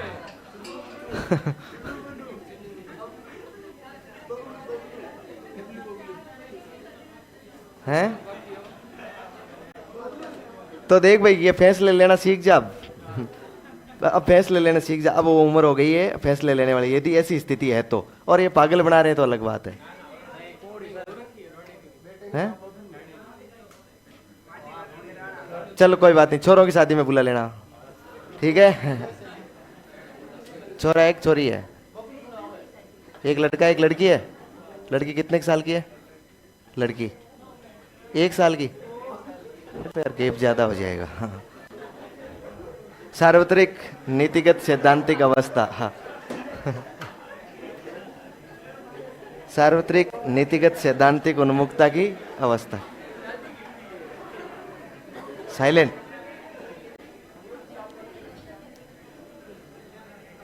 इसे क्या बोलते हैं? विवेक की अवस्था।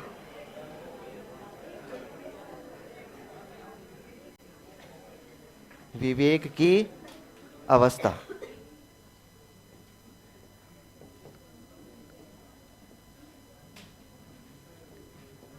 Universal ethical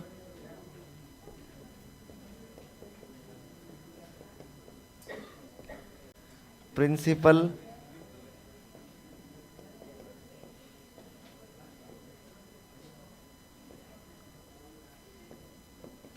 orientation stage.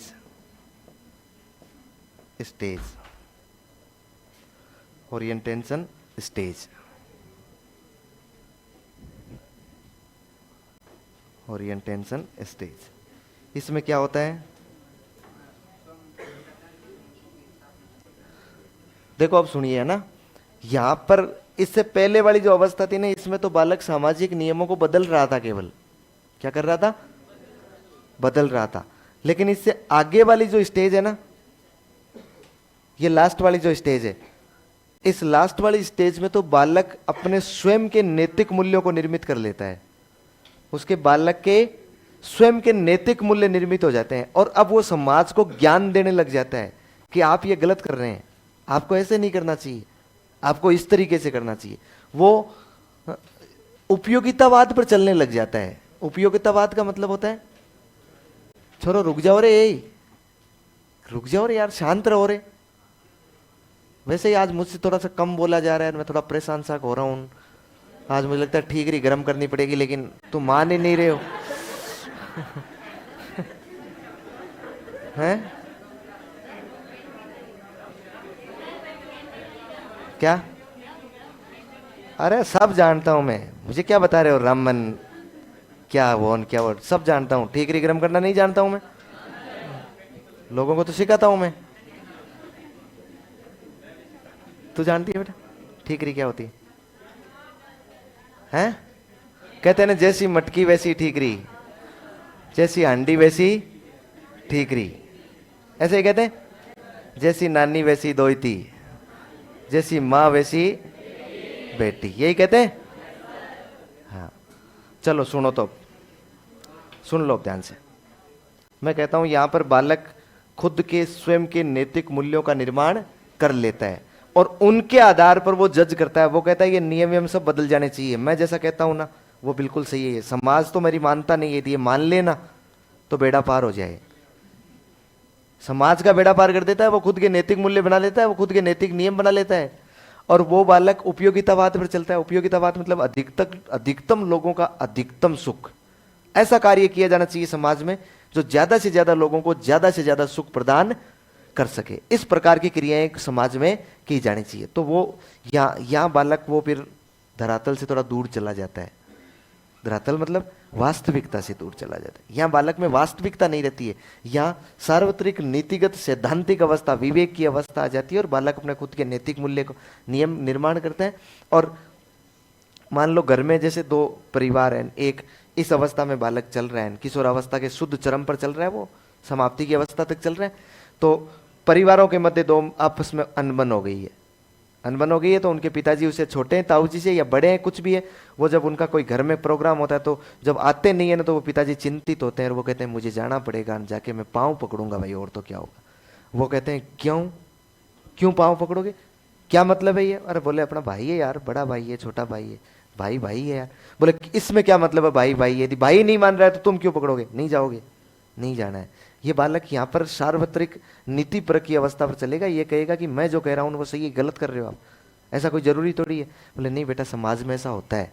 हम कहते हैं समाज में ऐसा करना पड़ता है। बोले क्या कर लेगा समाज, यदि घर में किसी की डेथ हुई है तो कहते हैं कि अपने को तो मृत्यु भोज नहीं करना है। बच्चा कहता है मृत्यु भोज तो खूब पड़ता है, क्यों करना है इसको, हम ही करेंगे तो फिर कौन ध्यान रखेगा, हम पढ़े लिखे हैं, नहीं करेंगे। घर वाले कहते हैं बेटा समाज है, कल को माजने में धूल डालेगा, करना पड़ेगा। बोले क्या है समाज, क्या कर लेगा समाज, बुलाओ मेरे सामने समाज को। ये बालक इस अवस्था तक पहुंच जाता है, मतलब ये सीधी खोखली बातें करने लग जाता है। बोले समाज अपना क्या बिगाड़ लेगा, बोले समाज अपने को न्यात से बाहर कर देगा, समाज अपने से बाहर कर देगा अपने को। तो बोले तो क्या हो जाएगा, समाज कौन सा कमा के खिला रहा है, क्या फर्क पड़ जाएगा, कमा तो हम रहे ना, है कि नहीं है। तो ये अवस्था कौन सी आ जाती है, सार्वत्रिक नीतिपरक सैद्धांतिक उन्मुखता की अवस्था। लिखो, इसमें बालक स्वयं के नैतिक मूल्यों का निर्माण कर लेता है, इसमें बालक स्वयं के नैतिक मूल्यों का निर्माण कर लेता है एवं उनके आधार पर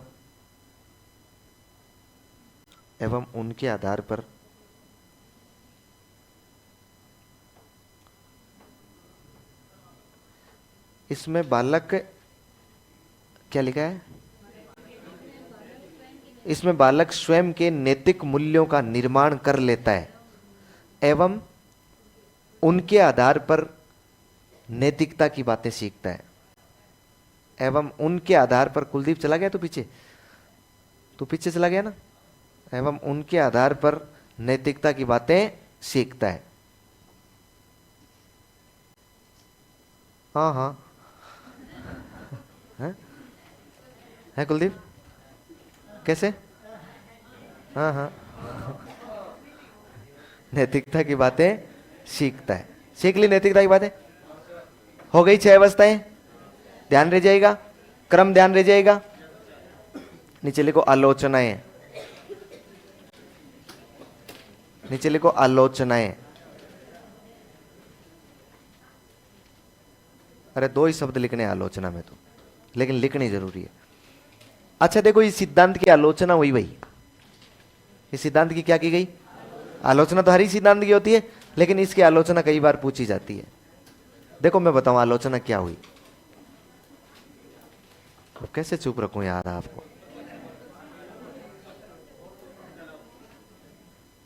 सुनो, शांति से सुनो।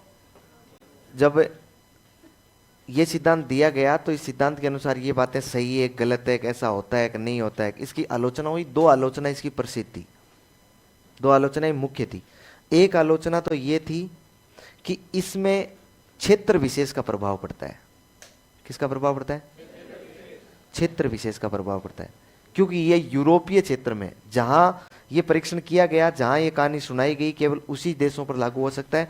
बाकी वास्तव में अलग संस्कृतियों की अलग अलग बातें होती है। यदि ये कहते हैं कि वो हिंज की कहानी हर संस्कृति के बालकों को जाकर सुनाई जाए तो उनके परिणाम अलग आएंगे। यूरोप में सुनाई जा रही है तो अलग आ रहे हैं, अफ्रीका में सुनाई जा रही है तो अलग आ रहे हैं, एशिया में सुनाई जा रही है तो अलग आ रहे हैं। इसका मतलब इस पर सांस्कृतिक पक्षपात करने का आरोप लगता है कि नहीं लगता है, कि भाई सांस्कृतिक प्रभाव तो पड़ेगा, ये तो केवल एक संस्कृति के बालकों पर लागू हो सकता है, सभी संस्कृति के बालकों पर लागू नहीं हो सकता। दूसरा, इस हिंज ने जो कहानी कही थी ना, उसमें केवल बॉयज थे क्लास में, गर्ल्स स्कूल नहीं थी वो, मतलब या तो कोई एजुकेशन नहीं था, गर्ल्स स्कूल नहीं था, तो उसमें केवल कौन थे, लड़के लड़के थे। तो इस पर आरोप लगता है कि ये तो लैंगिक पूर्वाग्रह से ग्रसित होकर कहा गया है।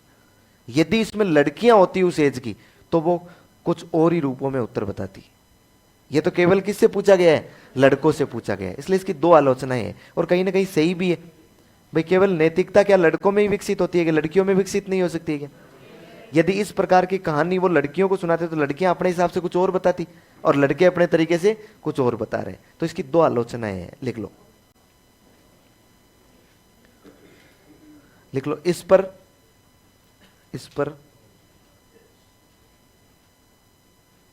सांस्कृतिक पक्षपात, सांस्कृतिक पक्षपात और लैंगिक पूर्वाग्रहों से, इस पर सांस्कृतिक पक्षपात और लैंगिक पूर्वाग्रहों से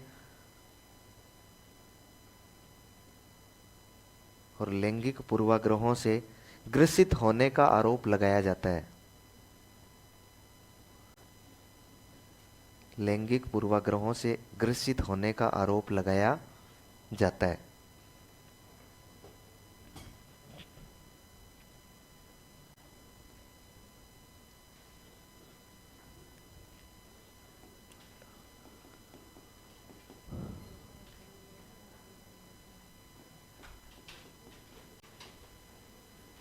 अगला सिद्धांत लिखो, कौन सा है, नैतिक विकास का सिद्धांत। किसका है, जीन पियाजे का। लिख लो फटाफट से, जीन पियाजे का।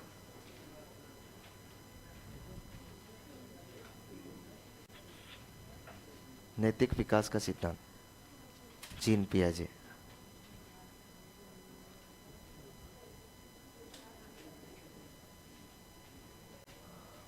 अब ध्यान से देखना बेटा इधर, ये जीन पियाजे क्या कह रहा है हमें। जीन पियाजे बालक के नैतिक विकास की, देखो मेन तो नैतिक विकास कोलबर्ग का ही है, लेकिन मोरल जजमेंट में ये भी बता रहा है अपने को कि नैतिक विकास क्या होता है, जीन पियाजे भी बता रहा है। जीन पियाजे कह रहा है कि जैसे बालक वातावरण के साथ अंतः क्रिया करके संज्ञान की प्राप्ति करता है ना, तो संज्ञान के साथ साथ वो नैतिक विकास भी सीखता है।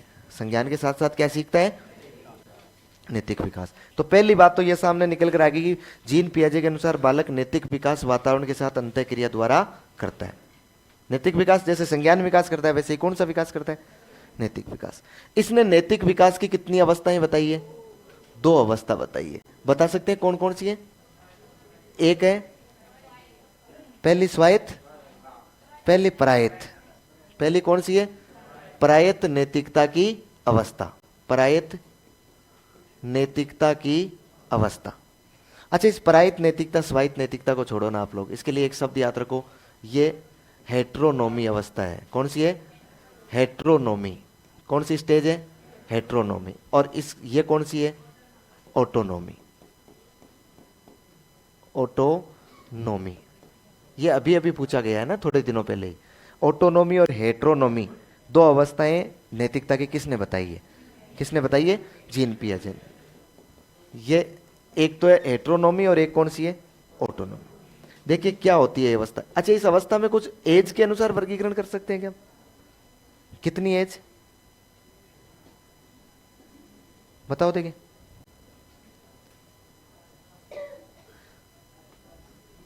इसको 9 से 11 माना गया है। ये 9 से 11 बीच की बॉर्डर लाइन है, समझ रहे हैं, बीच की बॉर्डर लाइन है। 9 से पहले या 10 से पहले या 11 से पहले, समझ पा रहे हैं ना। ये इधर वाली हो जाएगी 9 से ऊपर या 10 से ऊपर या 11 से ऊपर। इसका मतलब इसने कहा 9 से लेकर 11 वर्ष इसकी क्या है, बॉर्डर लाइन है। उससे पहले इसका मतलब मैं सीधा सीधा बीच में से ले लूं तो 10 वर्ष। 10 वर्ष से छोटा बालक और 10 वर्ष से बड़ा बालक। दो प्रकार से नैतिकता का विकास होता है उसमें। एक तो ये जो हेट्रोनोमी स्टेज है ना, इस स्टेज में बालक जो नैतिकता सीखता है ना, जो भी नैतिकता सीखता है वो अपने से वयस्क सदस्यों से सीखता है। यहां जो भी नैतिकता सीखेगा किससे सीखेगा, अपने से वयस्क सदस्यों से। यहां जो भी नैतिकता सीखता है ना, अपने समान सदस्यों से सीखता है। यहाँ वयस्क सदस्य सीखता है, यहाँ समान। इसका मतलब यहाँ बालक असमान अंतःक्रिया कर रहा है। क्या कर रहा है? असमान अंतःक्रिया।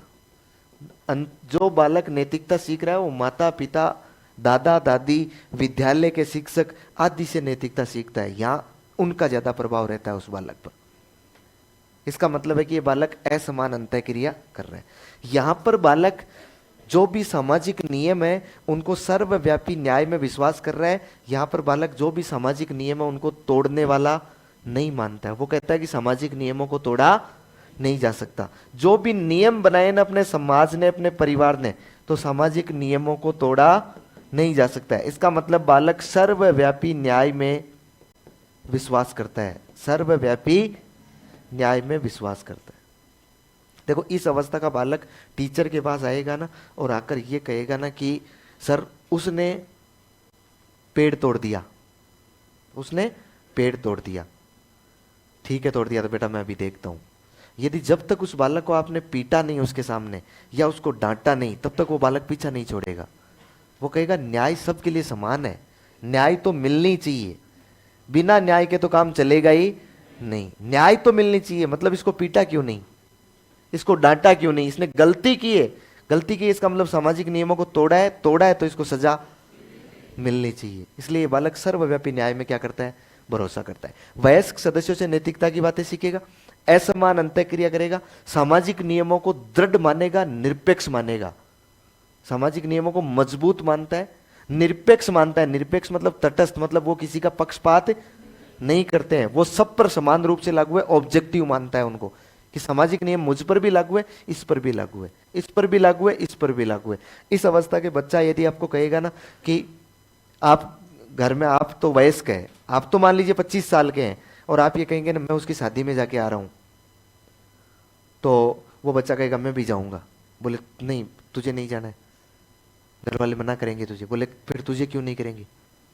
तो बोले नहीं बेटा घर नहीं जाते हैं, ऐसे भागते हुए नहीं फिरते हैं, ये है ना, ये लक्षण अच्छे नहीं है, गांव में फिरता हुआ नहीं फिरता है आदमी, ठीक नहीं लगता है। बोले तू, नियम तो सब पर बराबर है ना, मतलब मैं नहीं तो तू भी नहीं। इसका मतलब वो समझता है कि नियम तो सबके लिए क्या बने हुए? बराबर बने हुए। तो ये सर्वव्यापी न्याय में विश्वास करता है। यहां पर जो बच्चा होता है ना वो ऑटोनॉमी स्टेज में होता है। अब इस पर दोस्तों का प्रभाव आता है। किसका प्रभाव आता है? समान अंतःक्रिया। समान अंतःक्रिया समझ रहे हैं ना? एक समान बालकों से अंतःक्रिया ज्यादा करता है, उन पर ही भरोसा ज्यादा करता है, माता पिता की बातों पर भरोसा कम करता है। उसको लगता है मेरे दोस्त जो कह रहे हैं ना वो सही है। अब यहां से बालक में वो जिगरी विकसित होने लगते हैं। अब तक जिगरी नहीं थे, अब तक दोस्त था, ठीक है, जब तक दोस्त था साथ में खेल रहा था, जैसे ही मम्मी पापा दिखाई दिए उन्होंने कहा आजा बेटा, वो चुपचाप उसे बिना हाई बाई किए वहां से निकल के आ जाएगा, कोई लेना देना नहीं है। अब जिगरी होगा। अब दोस्त ने कह दिया ना कि नहीं जाना यार, थोड़ी देर तो खेल, मैं अकेला हूं, माता पिता को कहेगा नहीं आऊंगा, उनको मना करने लग जाएगा, सामाजिक नियमों को तोड़ने लग जाएगा। दोस्त का प्रभाव बहुत ज्यादा पड़ता है। इसलिए ये समान अंतःक्रिया है। अपने समान सदस्यों से वो क्या करता है? अंतःक्रिया करता हुआ नैतिकता की बातें सीखता है। इसलिए समान अंतःक्रिया है और समान प्रकार के लोगों से ही, समान आयु के लोगों से ही वो ज्यादा सीखता है, इसका ही उस पर ज्यादा प्रभाव होता है। इसलिए शुद्ध रूप से वो दोस्त के कहने से धज्जियां उड़ा देता है। दोस्त ने कहा क्या फर्क पड़ेगा यार, आज की तो बात है ना। वो कहेगा चल चल यार, तू कह रहा है। बोले यार नहीं लेगा क्या यार, ऐसे क्या कर रहा है यार? बोले मतलब दोस्ती फेल है इसका मतलब यार, भाई के लिए। अरे बोले क्या बात करता है, भाई के लिए जान दे तू, इधर दे, इधर दे, ले लेगा। उसको याद है कि घर वालों ने मना किया है, समाज के विरुद्ध है, लेकिन प्रभाव ज्यादा किसका है? दोस्तों का है। दोस्त घर में आया है, उसके पिताजी ने यदि कुछ कह दिया ना उस दोस्त को, तो बोले कैसे कहा? मुझे कह देते कोई फर्क नहीं था, मेरे सामने मेरे दोस्त को क्यों कहा? मुझे कह देते ना तुम तो कोई फर्क नहीं पड़ता, उसको क्यों कहा? यहां दोस्ती कल्चर यहां विकसित होता है ना। तो सामाजिक नियमों को क्या मानता है वो? टूटने वाला व्यवहार मानता है। वो कहता है इसको तोड़ा जा सकता है, इसको सर्वव्यापी न्याय का अब लेना देना नहीं है। वो कहता है कि सर्वव्यापी न्याय की आवश्यकता नहीं है। और सामाजिक मूल्य दृढ़ नहीं होते हैं, निरपेक्ष नहीं होते हैं, सामाजिक मूल्य तो पक्षपाती होते हैं। उसको लगता है कि समाज तो केवल मेरे साथ पक्षपात कर रहा है, मुझे इस काम को करने से रोक रहा है। लिख लो तुम क्या के पीछे हताया करने लगे ना तुम, पढ़ लिख लो। नैतिक विकास का सिद्धांत जीन पियाजे। लिखो, जीन पियाजे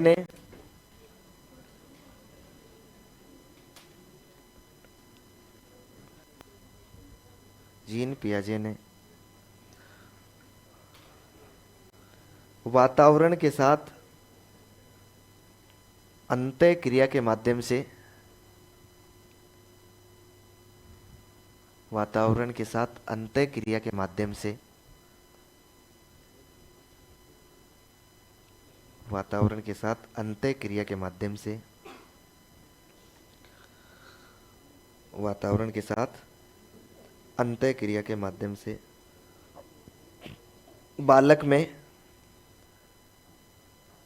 नैतिक विकास की दो अवस्थाएं बताई है। बालक में नैतिक विकास की दो अवस्थाएं बताई है।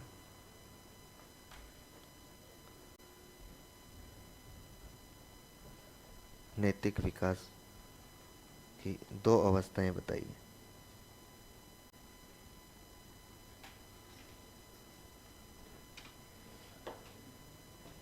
दो अवस्थाएं बताई।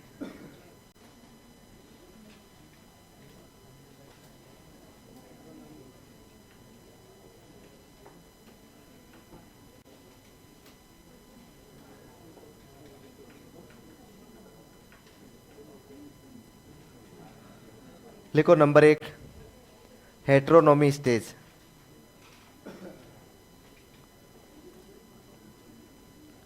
Number 1, heteronomy stage.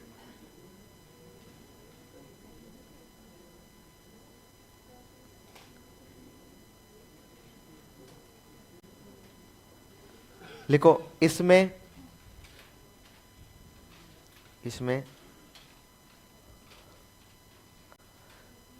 बालक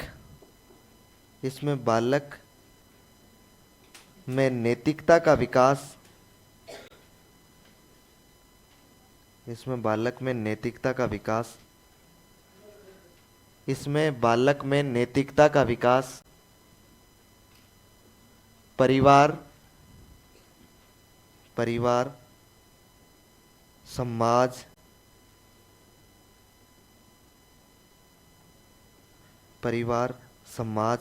एवं विद्यालय के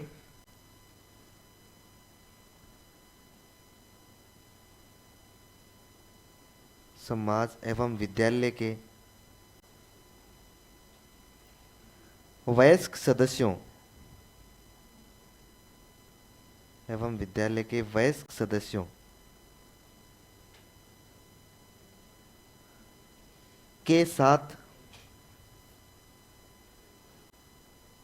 के साथ अंतः क्रिया द्वारा होता है। के साथ अंतः क्रिया द्वारा होता है।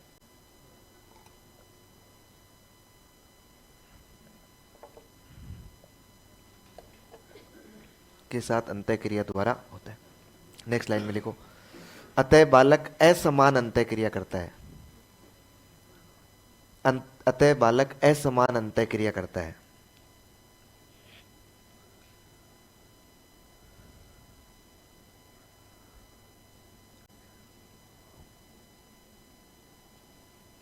अतः बालक असमान अंतः क्रिया करता है। लिखो, इस अवस्था में बालक, नेक्स्ट लिखो, इस अवस्था में बालक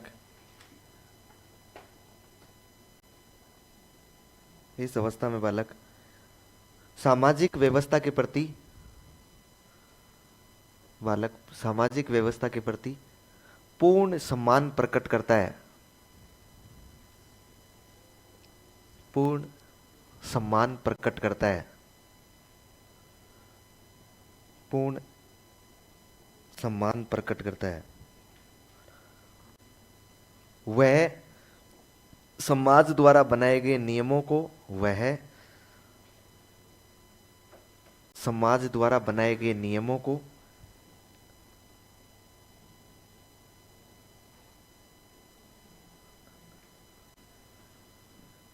दृढ़ मतलब मजबूत।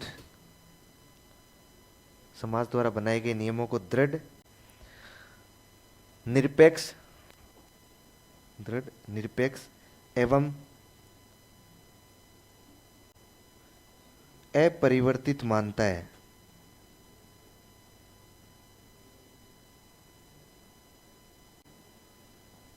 अपरिवर्तित मानता है।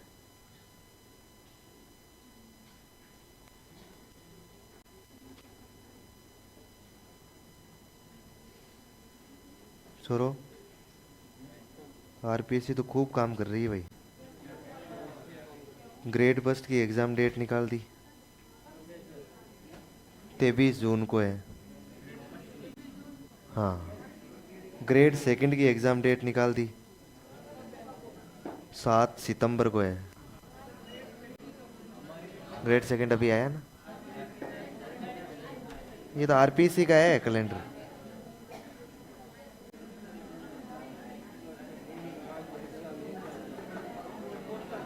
लिखो लिखो, आगे लिखो।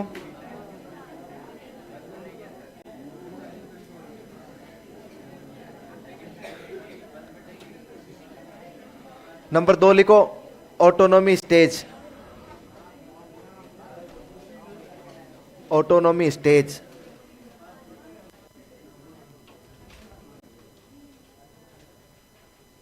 ऑटोनॉमी स्टेज कौन सी स्टेज है? ऑटोनॉमी। लिखो, इस अवस्था में, इस अवस्था में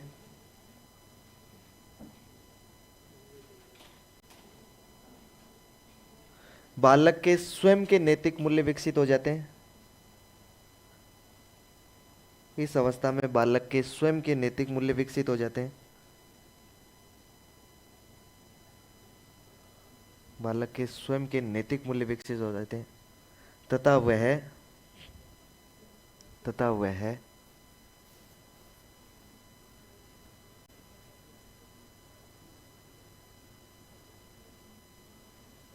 तथा वह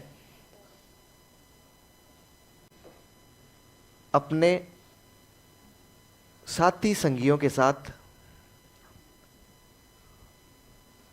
साथी संगियों के साथ अंतःक्रिया, अपने साथी संगियों के साथ अंतःक्रिया, कोष्टक में लिखो समान अंतःक्रिया,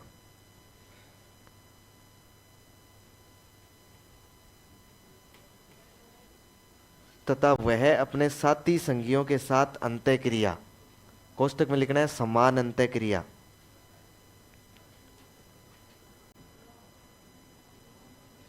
साथी संगियों के साथ अंतःक्रिया करता हुआ नैतिकता की बातें सीखता है। अंतःक्रिया करता हुआ नैतिकता की बातें सीखता है।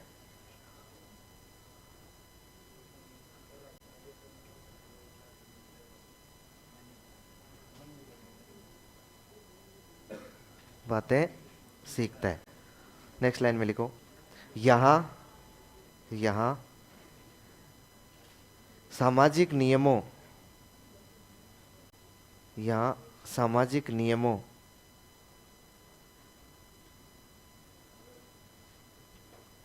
के संप्रत्यों के संबंध में परिवर्तन आ जाता है।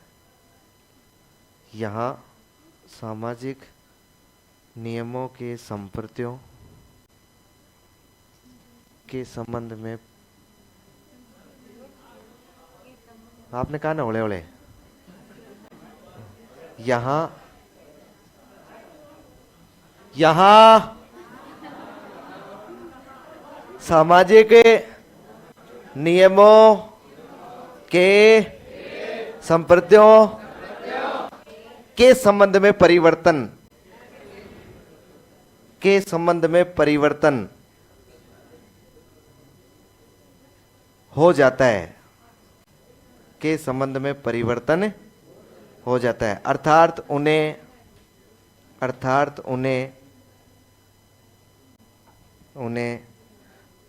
टूटने वाले नियम मानने लग जाता है। अर्थात उन्हें टूटने वाले, टूटने मतलब तोड़े जा सकते हो, टूटने वाले नियम मानने लग जाता है।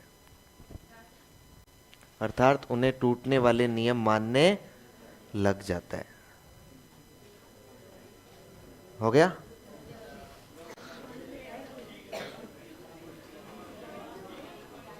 अच्छा आप सुनो थोड़ा सा, है आज वैसे छुट्टी कर लें तो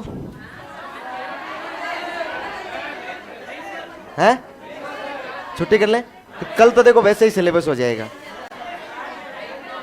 है? चलो आज, आज आप कम से कम आपकी तो बात रखूं, आज इतने दिन मैंने मेरी मेरी चलाई है, ठीक है? ओके, कल अपनी आखिरी क्लास है ना?